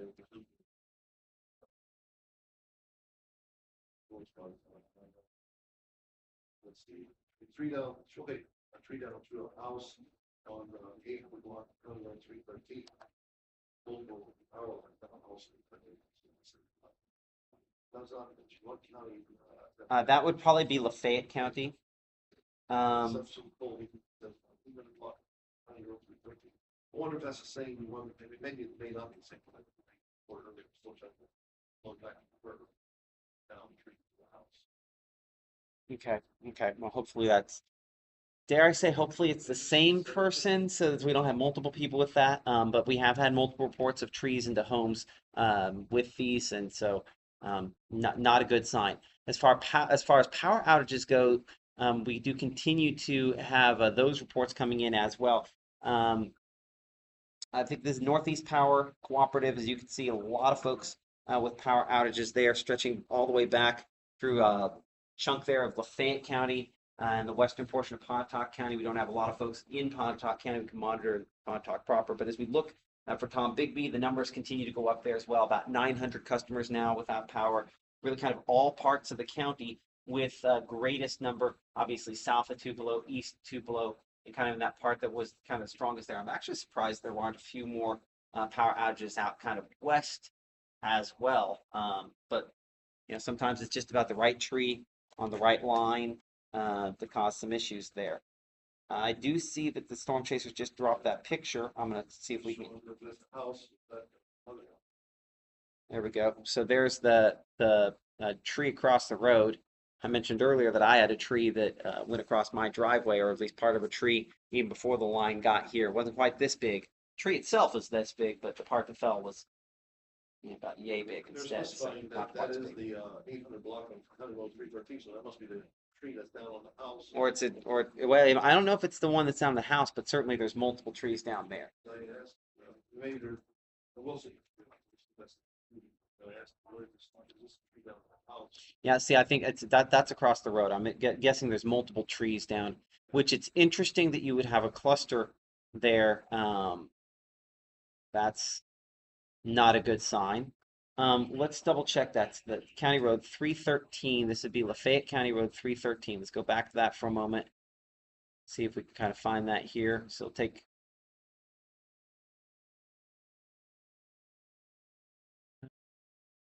I hate that we're gonna have to kind of poke it around. John, are you checking on?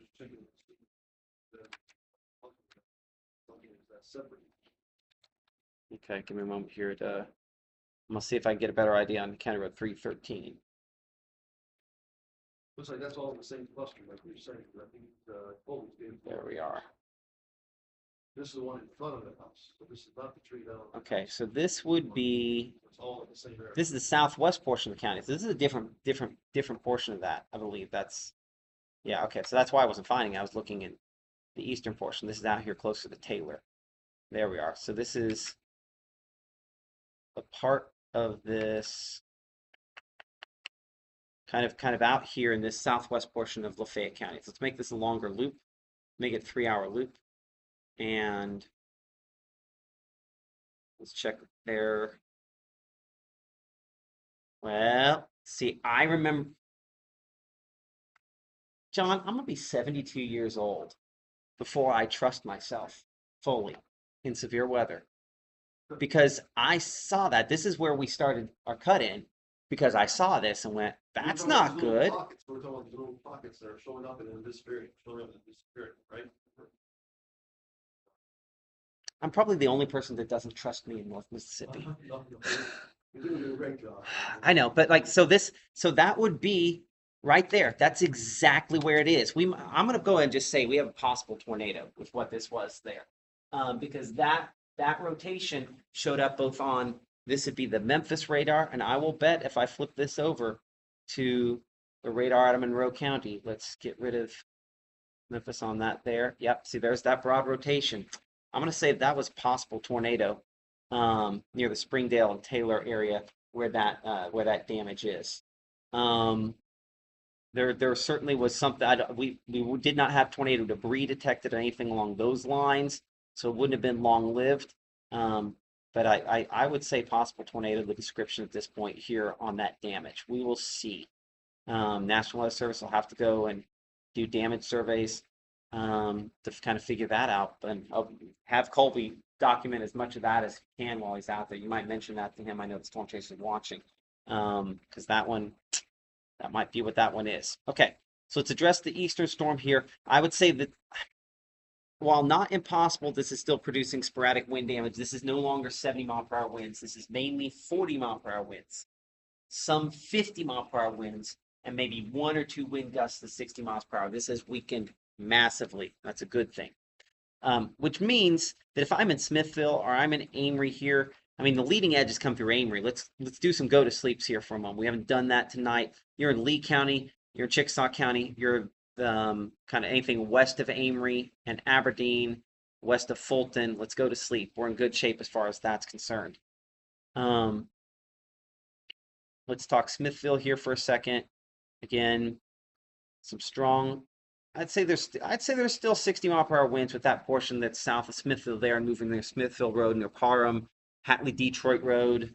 Seems like there's always something going on the radar on Hatley Detroit Road, and this is still kind of tracking in there. I would say this portion of the thunderstorm still has enough of a punch to cause some sporadic wind damage right there. So let's track that eastward. So I'd say this part still could be sporadic wind damage with it.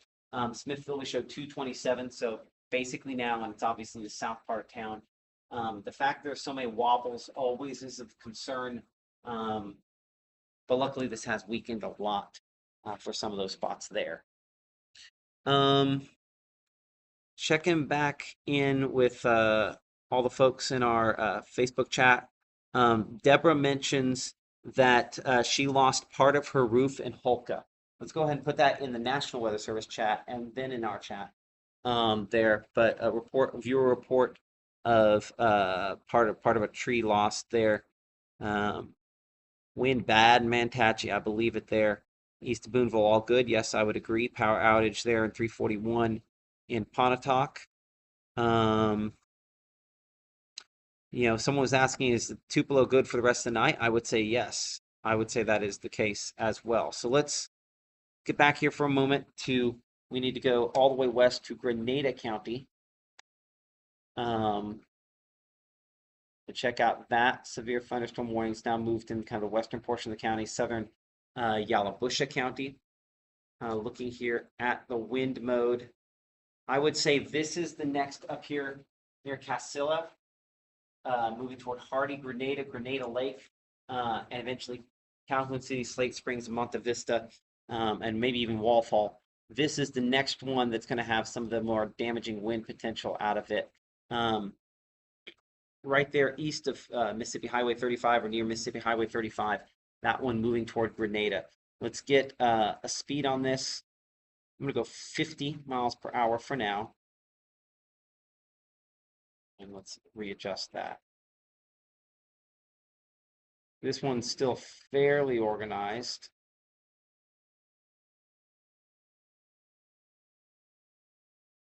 And so you can see that'd be Grenada proper at about 239. We're looking at Duck Hill 252, Big Creek 304, Calhoun City about 311, Vardaman at 320, Poland Linden 324, and Bell Fountain at 317. This is straight line winds, maybe some very broad rotation with it. Yeah, but I would say that more than anything, it's a strong straight line winds at this point here. Emergency manager from Calhoun County, Randy Skinner, reporting a tree through a home on County Road 331, northern Calhoun County near the Banner area. That would have been from the initial line of thunderstorms that came through. So near Banner, a report of a tree that went through a home there as well. Unfortunately, there's been a bundle of those tonight from the straight line winds from this. I wonder if that was Mississippi Highway 331.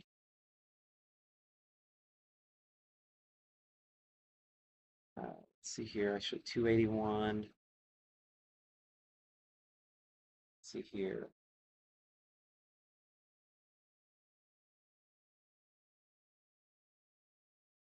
I'll double check that. More reports coming out there from that location, out kind of west of Taylor, southwest of Taylor there, near Springdale in Lafayette County. This would have been about 1 o'clock when this came through. The North Mississippi Storm Chasers continuing to kind of bring in more pictures there. Here's the picture of that tree that was on a home. Colby with the North Mississippi Storm Chasers with this shot here. As you can see, he has it lit up there. Law enforcement, I believe, on the scene as well. You can see, John mentioned this earlier, the root ball with that, perhaps wet ground helping to push that one over a little bit more easily. Does not look like, I mean, it's hard to tell at night how significant the damage is there. Could be worse, certainly could be better, probably enough to put a hole in the roof and then get water in. So that's obviously not a good thing. I appreciate those folks for going out and doing what they do to kind of track things on a night like this. Video, I think Colby's sending in here. You can see the tree across the roadway there. It looks like quite a bit of tree damage in that area there. Hard to say direction at night, obviously. But I would say all those trees so far. Well, hold on. Now that was pointed this way. That's interesting. I'm gonna still say possible tornado damage to describe on what we had back there close to Springdale and Taylor in Lafayette County earlier on. I think there's enough evidence that possible tornado is not a bad description. It's not what we want to hear, and it wouldn't have been long-lived. And luckily, I have not heard, double check with Colby, no reports of injuries from that, though, at this point here. So hopefully that is something that continues. Okay, resetting here for a second. 2:31 a.m. Chief Meteorologist Matt Walpon here alongside our meteorologist John Delusic, watching a bunch of thunderstorms. Most of these just rain. Some of these could be strong straight line winds. And clearly, as you said, we were looking at a minute ago, we have one storm that might have briefly produced a tornado earlier on. Watch this one near Moore's Mill on kind of the northern side here of this Bow Echo. The rain, it looks like it's largely rained itself out. Let's get a three-dimensional look. Let's see how much meat's up in the storm. So we've had that big arcing shape, what we call the bow echo, the bow and arrow we're talking about. The middle of that bow has fallen apart. Good thing. And I can see just looking at this closer to the camera here on this side, south of the Fairview School, that's basically completely collapsed. The north side here, not as strong. So I'd stay still 40, 50 mile per hour winds, maybe a 60 mile per hour wind gust on the north side of that. But that's probably the same thing we would see if we look down here towards Smithville. The reason I'm not going to go 3D on Smithville is we're just a little too close to the radar site for it to be useful anyway. We just keep those shots nice and low, which helps us on detecting rotation and other things, but it makes it to where we can't assess the full health of a thunderstorm. I think the trade-off on that probably works out in Smithville and Parham and Hatley and Amory's favor, as well as Aberdeen, because we get a good look at what's going on closer to the ground, a better look than we do farther away. And so taking that look, I'd say this still is probably 50, maybe 60 mile per hour winds moving there toward the radar site. Severe thunderstorm warning does continue for Monroe and for Itawamba counties until 2:45 a.m. I started this a minute ago. I'm going to draw it on here for you now. Our go to sleep, because I know that it is the weekend, and I don't know, I think some folks probably don't want to be completely exhausted on their weekend. And so I would say I did not do a very good job up there. Let's try it again. If you are west and north of this line, I would say we are in full go to sleep mode for you. Let's go ahead and put it on the radar there for those who might have this basically muted. I mean, it is in the middle of the night, right? So if you're up here, Tupelo or Pontotoc or Oxford and don't have a tree in your house, or New Albany or Ripley or Corinth or Iuka or Golden, we're in go to sleep mode. Still watching the leading edge there for you in Red Bay and Russellville, out here toward Aberdeen and Amory and Smithville, still a storm over top of you, the weakening. And honestly, if your threshold is, am I going to die in a tornado tonight? I don't know that we're talking about anything on that level outside of the storm near Grenada that has any kind of oomph at that level. The thing is we've had enough rainfall recently and we've been pushing over enough of these trees. That's kind of why I'm a little more on edge for that than I typically would be in this scenario, if that makes sense. So speaking of, let's get back here toward Grenada County. One good thing that's happened with this storm, so the storm back west, let's change this to a 1 hour loop. So the storm back here toward Casilla, still a lot of lightning strikes on this, but what has happened is the storms up here in Coffeyville and Bentwood and Bruce have started expanding southward. They've kind of cut into some of the fuel that this thunderstorm would have used. I think that's going to help weaken it some, hopefully. But that would not be a bad thing. So let's check that out. Well, and saying that, there's still a pretty good push of wind up there near the Yalobusha and Grenada County line near Hardy there, moving there in the direction of Grenada Lake. You know, the fact we've had some folks camping at some other locations tonight makes me wonder if you have some folks camping out there at Grenada Lake, and hopefully those, if you know somebody that's out there and they're stubborn, they're like, I'm not doing it. Well, this is not at the surface. This is closer to half a mile to a mile above the surface. I'm still getting 70 to 80 mile per hour winds. You saw a moment ago how it had some of those numbers closer to 80. That is still a pretty good push of wind there, kind of moving in the direction of Grenada Lake. It won't take long before it gets there. In fact, time till it gets to the lake, assuming it's still moving 50, let's go 55 miles per hour just to cut off that point. To Grayport Crossing there, we're looking at about 7 minutes, and Turkey Creek on the north side there, we're about 6 minutes away. So not terribly long before it gets to either of those spots. You do the best you can in those scenarios. Sometimes that just means pointing your car in the direction that the storm's coming from. That's not an ideal situation, but if you have no other shelter, in this scenario, that's not a bad one to point the car into the wind. The idea being that your car sustains wind gusts of 70, 80 miles per hour every day, depending on if you follow the speed limit, going down the highway. So if you point your car into that, it'll take a 70 mile per hour wind as long as it's not blowing, debris into it, and causing issues with glass. So in saying that, I'll peel off the radar data here for a moment, and you will see that as far as the Grenada Lake Dam is, it's probably over the dam right now. So the folks maybe camping in some other spots out around here will be there within the next couple of minutes. Probably our strongest wind that we have in the entire area right now coming from that thunderstorm there.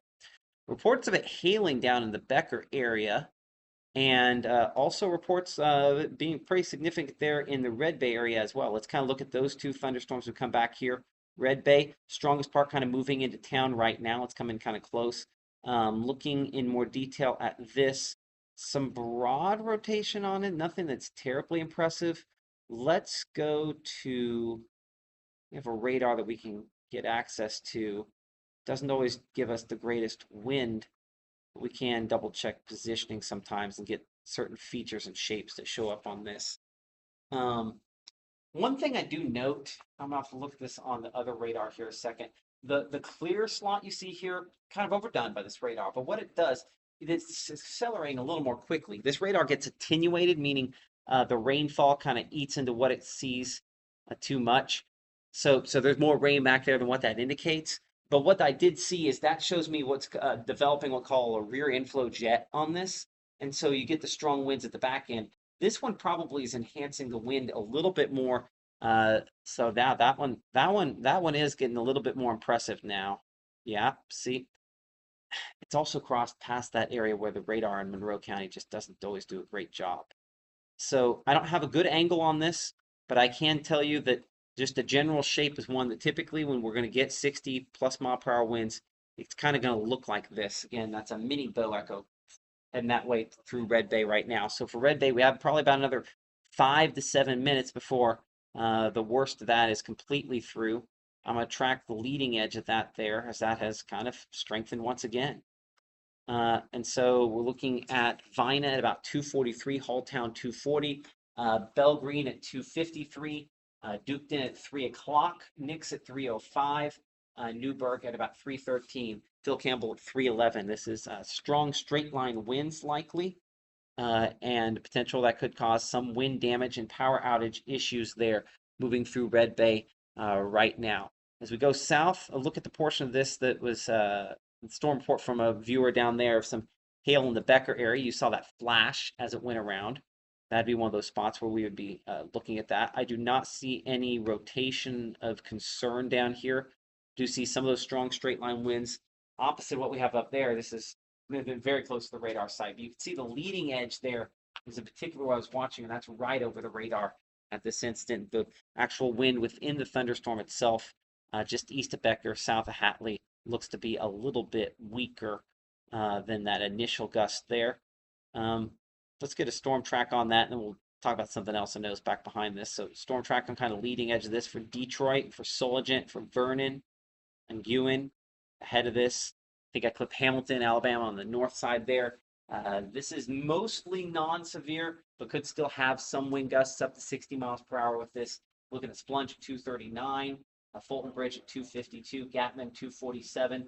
We're at Soligent at 253, Beaverton 256, Hamilton, Alabama 255, Ewan at 3 o'clock, Vernon at 3:02. With that in mind, here's what we're going to do. We're going to send you back to regular programming on the on WTVA on TV. The reason for that, and I've carried it on a little longer than I probably should have. We typically only do cut-ins for likely life-threatening severe weather and tornado warnings. As far as the life-threatening severe weather, yes, we're not going to be able to catch every single tree that could get knocked down from this, but we're not probably seeing any more 70 mile per hour or greater wind gusts on this. Would you agree with that, John? I would, I think the 70s are in the rearview mirror, and so the widespread issues are as well. We're watching for Grenada. We're going to keep the stream going at WTVA.com on Facebook Live as well as we're tracking this. But we're going to send you back to regular programming on TV on ABC and NBC if something gets back up where it's likely producing 70, 75 mile per hour winds or a tornado. We're back on to bring you more coverage here. So keep it here for the very latest.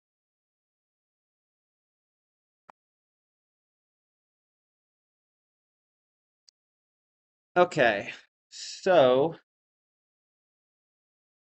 give me a moment here while I kind of. they're a little low on reporting too, so that's, I mean, there's. That's a great sign. That's a great sign.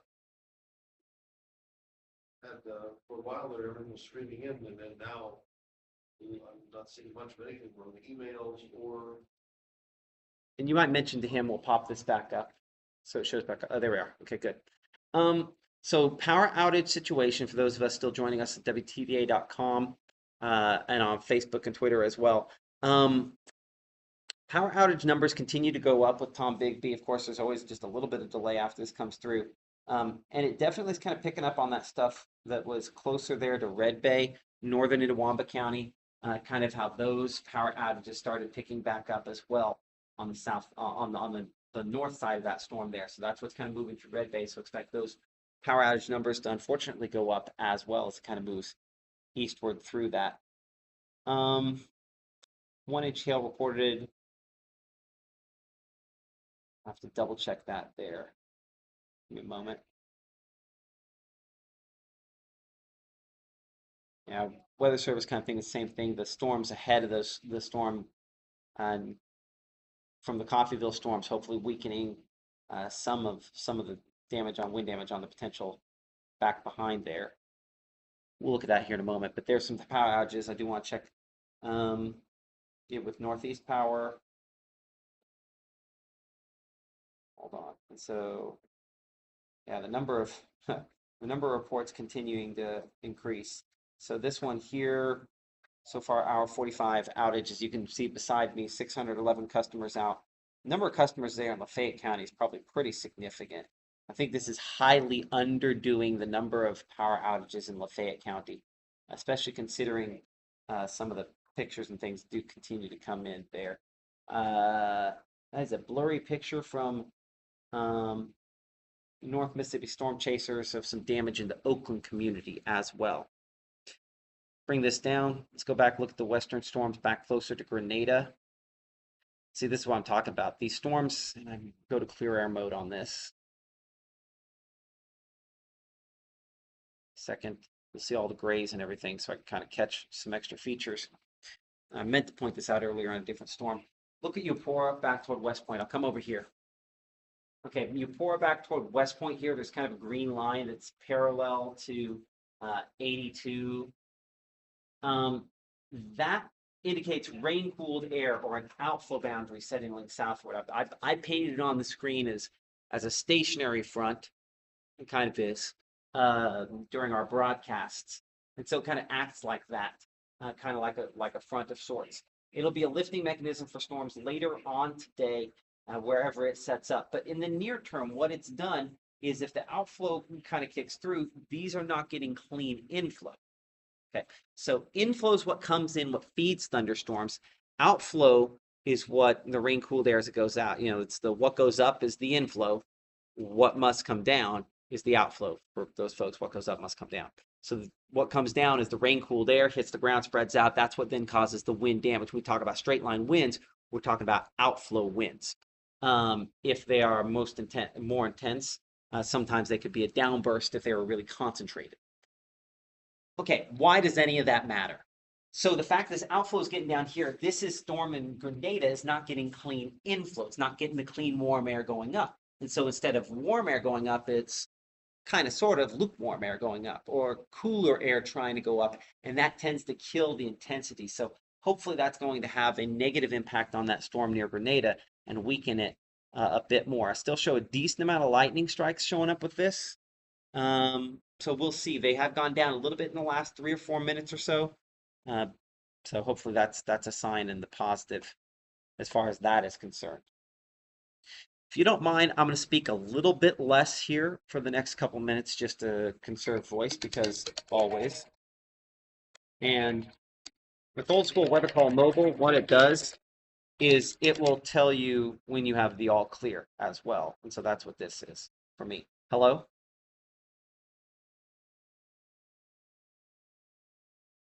Weather Call Mobile notification. A severe thunderstorm warning you recently received for your reported location is no longer in effect. It is now safe to resume normal activity. Repeating, the severe thunderstorm warning you recently received for your reported location is no longer in effect. It is now safe to resume normal activities. If you'd like to hear this message again, I think that's as good as getting a warning itself. The all clear part. I'm telling you right now. Weather Call, it has a cost. It's $12 a year. It is worth every penny if you on these late nights. When did we start that? I didn't even know about that. Like the all clear. All clear. You have to sign up for the mobile. So Okay. technically, you have Next Gen, which is what we talk about. And Next Gen's cool because what it does is it calls you back if it's upgraded to a tornado warning, or in this case, it calls you back if it's upgraded to considerable damage on the severe thunderstorm warning and lets you know. And the idea with Next Gen is when you are truly in danger, it gives you the phone call. Standard weather call will call you based on the point, and mobile, you can adjust the location for that. Most of the time, I haven't adjusted my location in years. So I did not know about the all clear. Yeah, that's pretty good. And there's lightning and other stuff goes with it as well. I'm telling you, like it is the best money you spend, the peace of mind you get from Weather Call. I mean, anyway, that's my opinion. I've known Weather Call. I've known the people with Weather Call longer than I've been married to my wife. So I mean, it's for quite a long time. And strongly believe in what they do. Anyway, not trying to just do a commercial there, but rather to say that you want to go to sleep, don't you? Right? Y'all want to go to sleep. I'll tell you right now, you got Weather Call, go to sleep and move on with your night and have a good weekend. And don't be more tired than you have to be tomorrow. I've got to be here. So does John. At least a little while longer. But I would say the severe tornado risk, 0.5%. It's Am I overdoing it at 0.5%? Is it 1/4%? You're not overdoing it, but I mean, there's stranger things that happen. I would say just be prepared in case. Weather call, that should be enough. Of course, we wake somebody up. Yeah. Again, 0.5%. The batch that every computer model is showing this. That was supposed to be the batch, and that batch that was originally doing all the wind damage and everything, that is fizzled out to the point now, and that's pretty good news. maybe for the rest of the evening, we'll just see these folks kind of just really away. And like we said, the outflow, basically not allowing that warm air to flow into them. And they're like a buffet where it doesn't have a lot of buffet food. Mm-hmm. You know, they've been to one of those. Like, But- won't mention whoever. Well, so the National Weather, as we're talking about this, and I'm kind of watching this happen behind the scenes here. National Weather Service extending a new warning down here, southern Calhoun and Chickasaw counties. You can see that outflow boundary better. See where the red and green right there? That is the rain cooled air heading south. So this is north of the outflow boundary. All that to say, it is not tapping into that very unstable air. When we looked at storm fuel on TV, one of the things that we talked about was, the fact that, that there'd be places where it got into that really impressive storm fuel. This, because it's kind of running ahead, or sorry, it's running behind the line, it's not getting the most impressive storm fuel. So while this is showing strong straight line winds with it, I mean, it's worth, noting that this could potentially cause some sporadic power outages and wind damage here, Calhoun City or Houston or Manatee, as it works its way toward the east. It's a little bit displaced. It's not getting the most unstable air. And so as a result, it's not impossible that the strongest winds are not making the surface with this. Considering the quantity of reports that we've had out of the other storms, though, tonight, I think that's the reason why it makes sense that the Weather Service has issued a severe thunderstorm warning ahead on this. I do want to check the speed they're going with that because I would bet it's fairly quick. Just looking at the last couple moments, last couple scans, yeah, east at 60 miles per hour. So it's going a little faster than we were tracking a minute ago. So I think on wind mode here is probably the best way to catch this.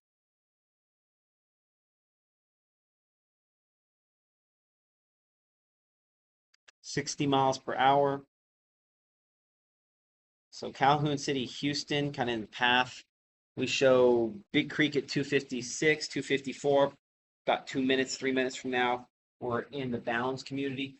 Durham at 303, Vardaman 309, Highland at 313, Houston at 319, Manatee 318, Montpelier at 324, Utah at 331, and Prairie at about 339. This is a Doppler radar indicated strong winds. This is not a tornado, and not completely convinced that it's going to end up producing something at that level, or even necessarily wind damage. But it is the most likely storm probably on our Mississippi side to do that at this point. We have two storms out here in Alabama that have some of that potential as well. Getting a good angle on these is difficult. And our bow echo here, where it looked like we had a mini bow and it was moving into Red Bay. I still show the feature translating eastward. I mean, you can still see that shape, right? Sliding eastward there. So still perhaps some 50 to 60 mile per hour wind gusts on that as well. Madison and Red Bay asking, is it okay to go to sleep? Yes. By site as well. Let's do whole counties here for a moment on the go to sleep part. So Itawamba, Lee, let's just go ahead and kind of draw it out. And I'm going to make sure it's not a closed line. Okay, so you're up here.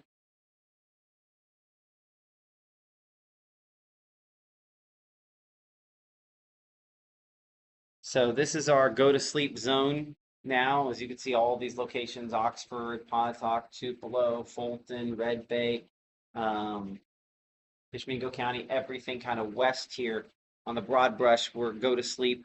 And the reality is that that's being too conservative. I'd say Amory, you go to sleep here. Probably Houston as well, and Big Creek. But the problem is that if you're in a super vulnerable situation, i.e., you live in a weaker structure, you are camping this weekend in a tent or an RV, yeah, you get down here, perhaps there could still be some damaging wind gusts with this. That's at least people, which is Okay. gassy. And is this in Google Chat? That's in the our chat. Okay, hold on.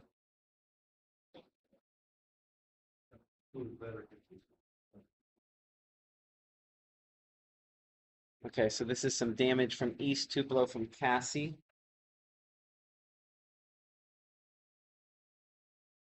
That's, I can tell what that is. That was an oak tree that decided tonight was the night and decided to take part of the back porch there out when it did.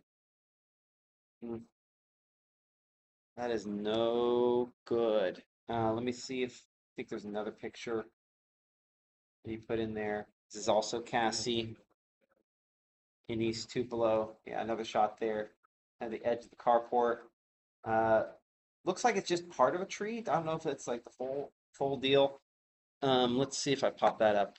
Sorry, I thought I popped it up a second ago.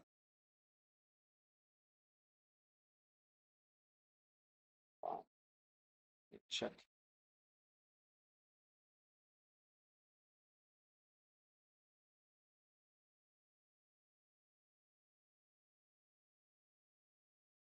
Okay, Weather Service Jackson, kind of seeing what we're seeing with the outflow and going, I'm not sure we're going to keep doing the warnings there at Grenada County after this next one. I don't disagree with that necessarily. Here's another. Okay, so those were all Cassie. In the Blair community, yeah, yeah, this is some tree damage there in the Blair community from some of the straight line winds. I mean, you can see clearly that one fell on a bunch of different stuff.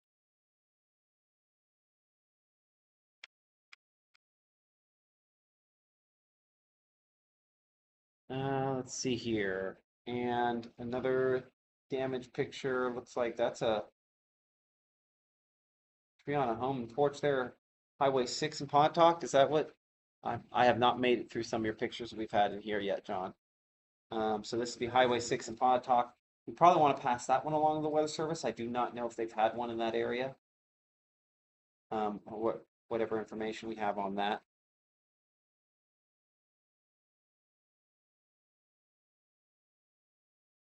Outside of that, looks like just some hail pictures and stuff.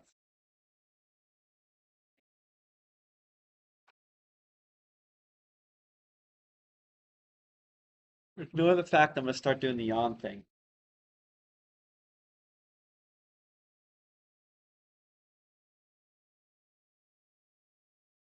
Oh, we can do that. Let's look at the Solagent thunderstorm over here. Check that. Near Beaverton. No tornadoes with this, despite green and red. That leading edge there, some gusty winds, maybe 50 to 60 miles per hour. Not likely to be the 70s that we had earlier on.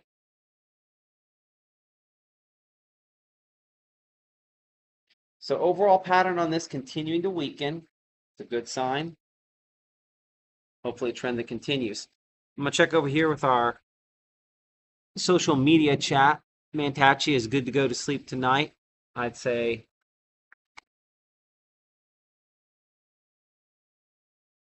do some more go to sleeps because it is 2:58 a.m. And Zach, if you were listening, we'd probably shut down the stream on the website at 3 a.m. I'd say we do that unless something more significant happens.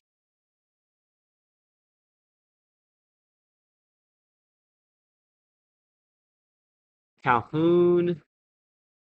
There's still some fairly gusty winds there going through Calhoun. Let's look closer at that again. See, I'm not sure if it's elevated. Do you have a location on that tree on the porch?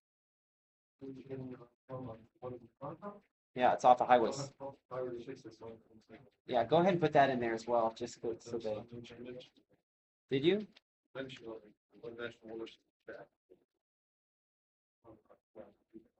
Yeah, but you didn't put highway 6.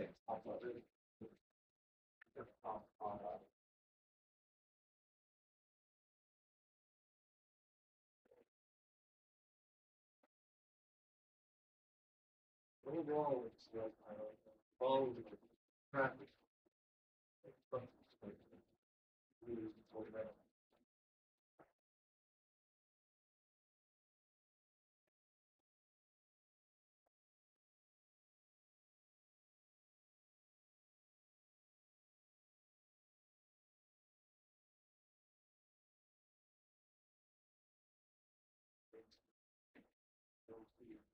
bunch of, all the stuff that's been turned in.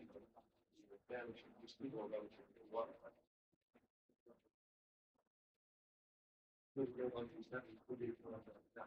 Well, the thing is I'm interested about Calhoun County because that's fairly bright return there.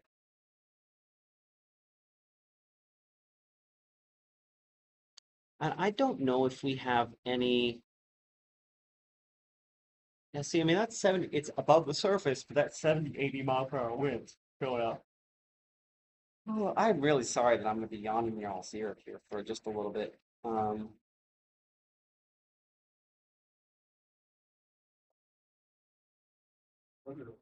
Yeah, there's basic. Is that the one that's just up the street? Yeah. Like, I mean, up 145? Somebody from town, but I do have like other two. I got one, large cost. And relative, that's the way to run. Alexis. Somebody. One or two. Pretty good for damage, not done that, done three. Right. Trailers run two, so hopefully those trailers don't. Yeah, that would be bad. I'm gonna bring up the outage website from Tallahatchie, Tallahatchie Power. Yeah, see, 'cause we kind of put the pieces together on this. There's a lot more outages out there as well. There's a lot of folks without power. So here would be my recommendation for some of these locations. I think what we do is important. I would start going to sleep and saving some battery power if your power's out. Just to, if you have weather call, WTVA.com/weather call. But if you have weather call, it'll call you if something bad, ratchets back up. If you're one of these folks, because that's a lot of power outages there. Appreciate we had I think Bennett, messaged me a minute ago to say, hey, check out Tallahatchie Power Association. Yep, they're right. So that butts up right next to the Northeast Power, which that number continues to go up in kind of a big way there, as you can see, all around the county. Those numbers are getting greater. So there's, and then Tallahatchie, and then that comes up next to Tom Bigby. Let's refresh Tom Bigby. About 1,200 outages as well. So a lot of folks out of power tonight from this Bow Echo strong winds as it moved through and continues to kind of move. That one's largely fallen apart. The next batch we're looking at there in Calhoun County, and I'm just not convinced that that's making it all the way to the surface, but it is a sustained thing, and so worth watching. What's popped up here closer to Amory, also behind the leading edge, and largely not making it to the ground either. Notice how that's just barely an enhancement in the wind versus kind of what came through earlier. See how what came through the first batch was this bright green, right? The second batch is not. Despite the fact, if you look at the precipitation, it looks just as bright as anything else. That tells me that it is elevated, meaning it's not getting that impressive unstable air in advance. And so as a result, this is just not as strong. Nowhere near as strong. And the, everything that's true from the farm cost of catching up with Southwood. Okay, I have not. Give me a moment here to bring that up. pretty impressive. Because we've been renting, nighttime picture. And we better nighttime. So this is Barnes Crossing Campground.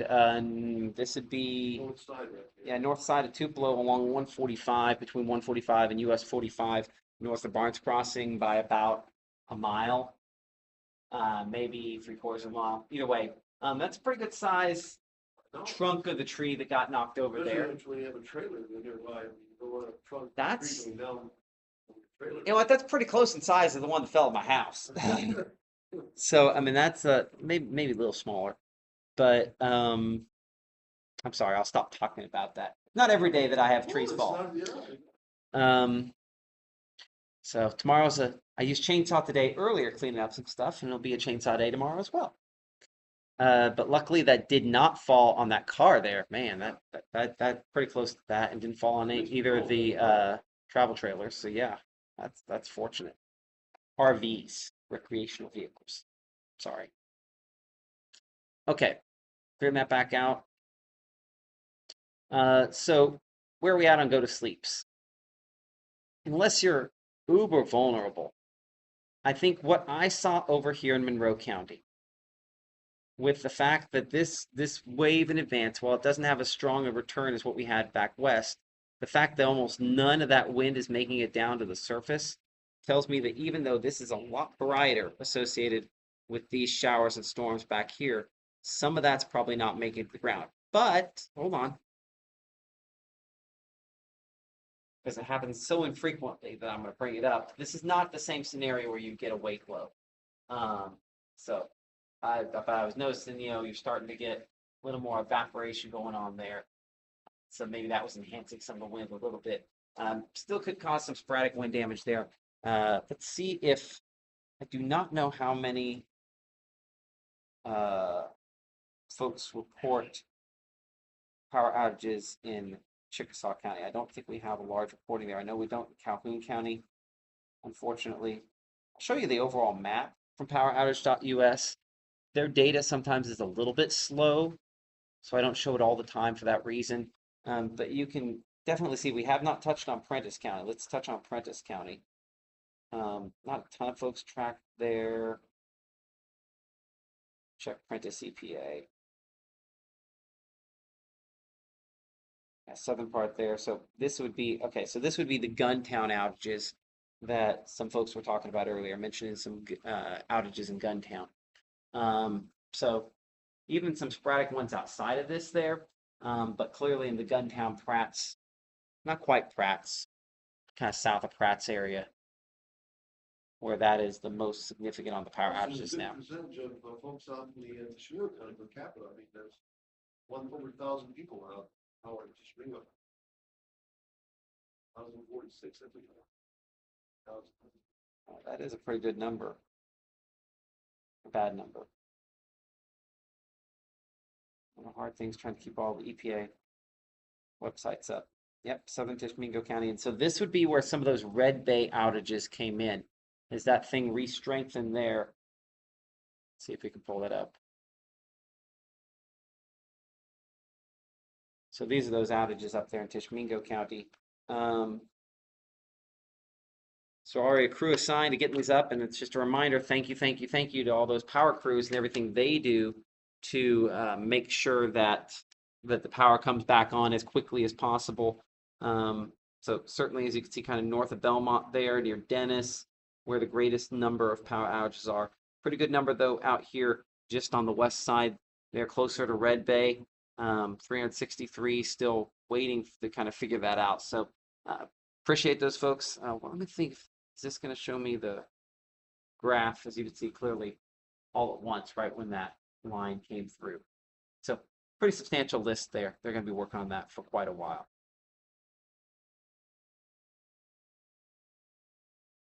Okay, we've now pretty much gone into power outage mode straight up. Let's look over here in our chat, make sure we're good. Can Amer go to sleep yet? Yes, you can. Aberdeen as well. I would say I'm going to probably shut down this chat here in a minute just to kind of force some folks to go to sleep.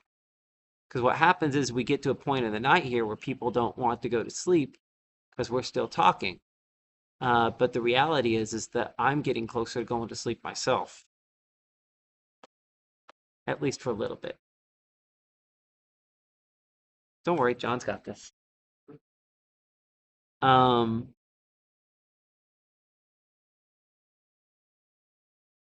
Hamilton, Alabama, yeah, we're good. Solent, we got this next one coming in, but I mean, looking at it come over the radar, I don't think a lot of the wind got there. I'd say that there's still storms. And let's be clear about this for a second as I stop this. Like, when I say go to sleep, the storms haven't hit you yet, Starkville. They will hit you. And then at that point, let's make sure Zach has kicked the stream off. I don't know if we ever text him on that. He usually texts back, but my phone's in sleep mode. Yeah, yeah, go and tell them, turn off the stream.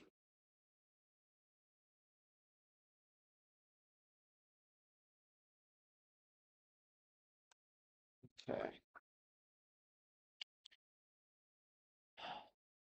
Oh, so I think it's pretty much time. Yeah, Randolph, I would say if you're on this map and you have weather call, go to sleep.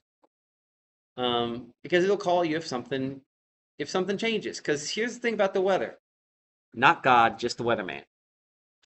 So sometimes things change, despite our best predictions. So, in saying that, if you have weather call, I always joke this with my wife. I'm one day closer to my next mess up, right?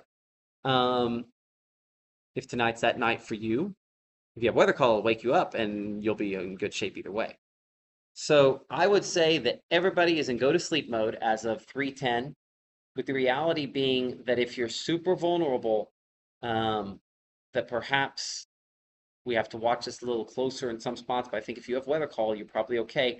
I can't guarantee. Obviously, if you have that one tree branch that's huge and over top of your manufactured home and it's weak and the whole thing, not all manufactured homes are necessarily, I mean, you wouldn't want to drop anything on any home. But you have that one, giant oak tree that's been dead and sitting there and it's going to blow over. Okay, yeah, maybe we're not in that room. But outside of that, as far as tornadoes are concerned, I think we're past that. I don't foresee any more tornadoes. I don't think we're to zero, but I think we're at an eighth of a percent now. Damaging winds on the order of what we had earlier, causing the massive power outages. I don't think we're there either. So this is all kind of swinging down. And because of that, I'm going to go ahead and shut this down because that will force folks to go to sleep. Okay.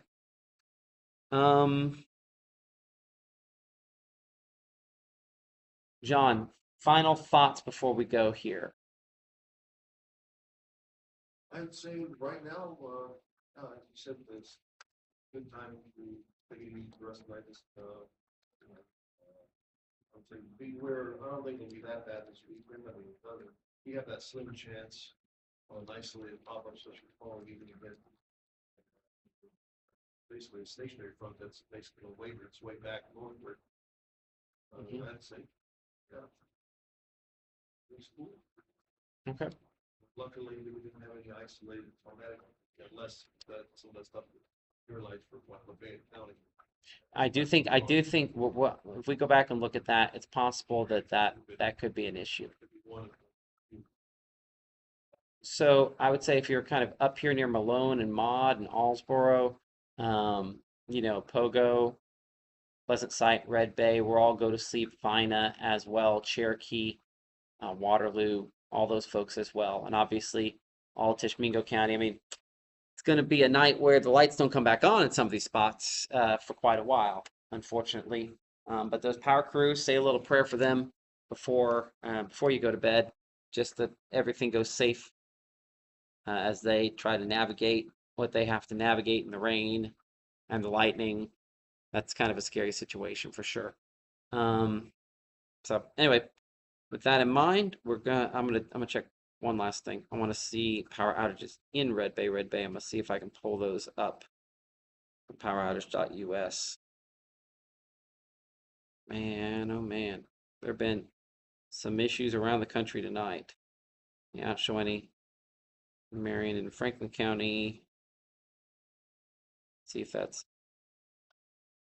I don't know if that's Alabama Power or not. Give me a moment.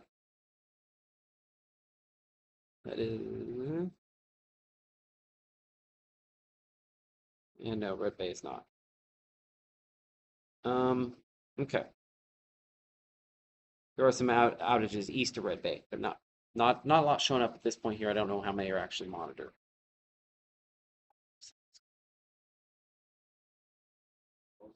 There was something I was going to do. I don't remember what it was. Anyway, any reason to not shut this down, John? I don't see no reason. I'm looking at actually hail in the hill. Everything's very thin. Okay. I wouldn't be surprised if somebody gets some besides hail. Okay. well, let's call it a night. Go to sleep. Obviously, make sure you have something just in case. That's why we always talk about weather call. But if you have that layer of something, go to sleep. We're in good shape. Okay. So we'll go ahead. Mr. White in the back room will shut down that video stream. We're going to set down this one as well.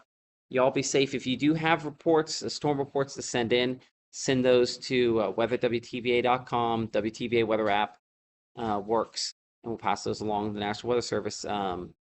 Hopefully, y'all make it through all right. Keep it here for the latest.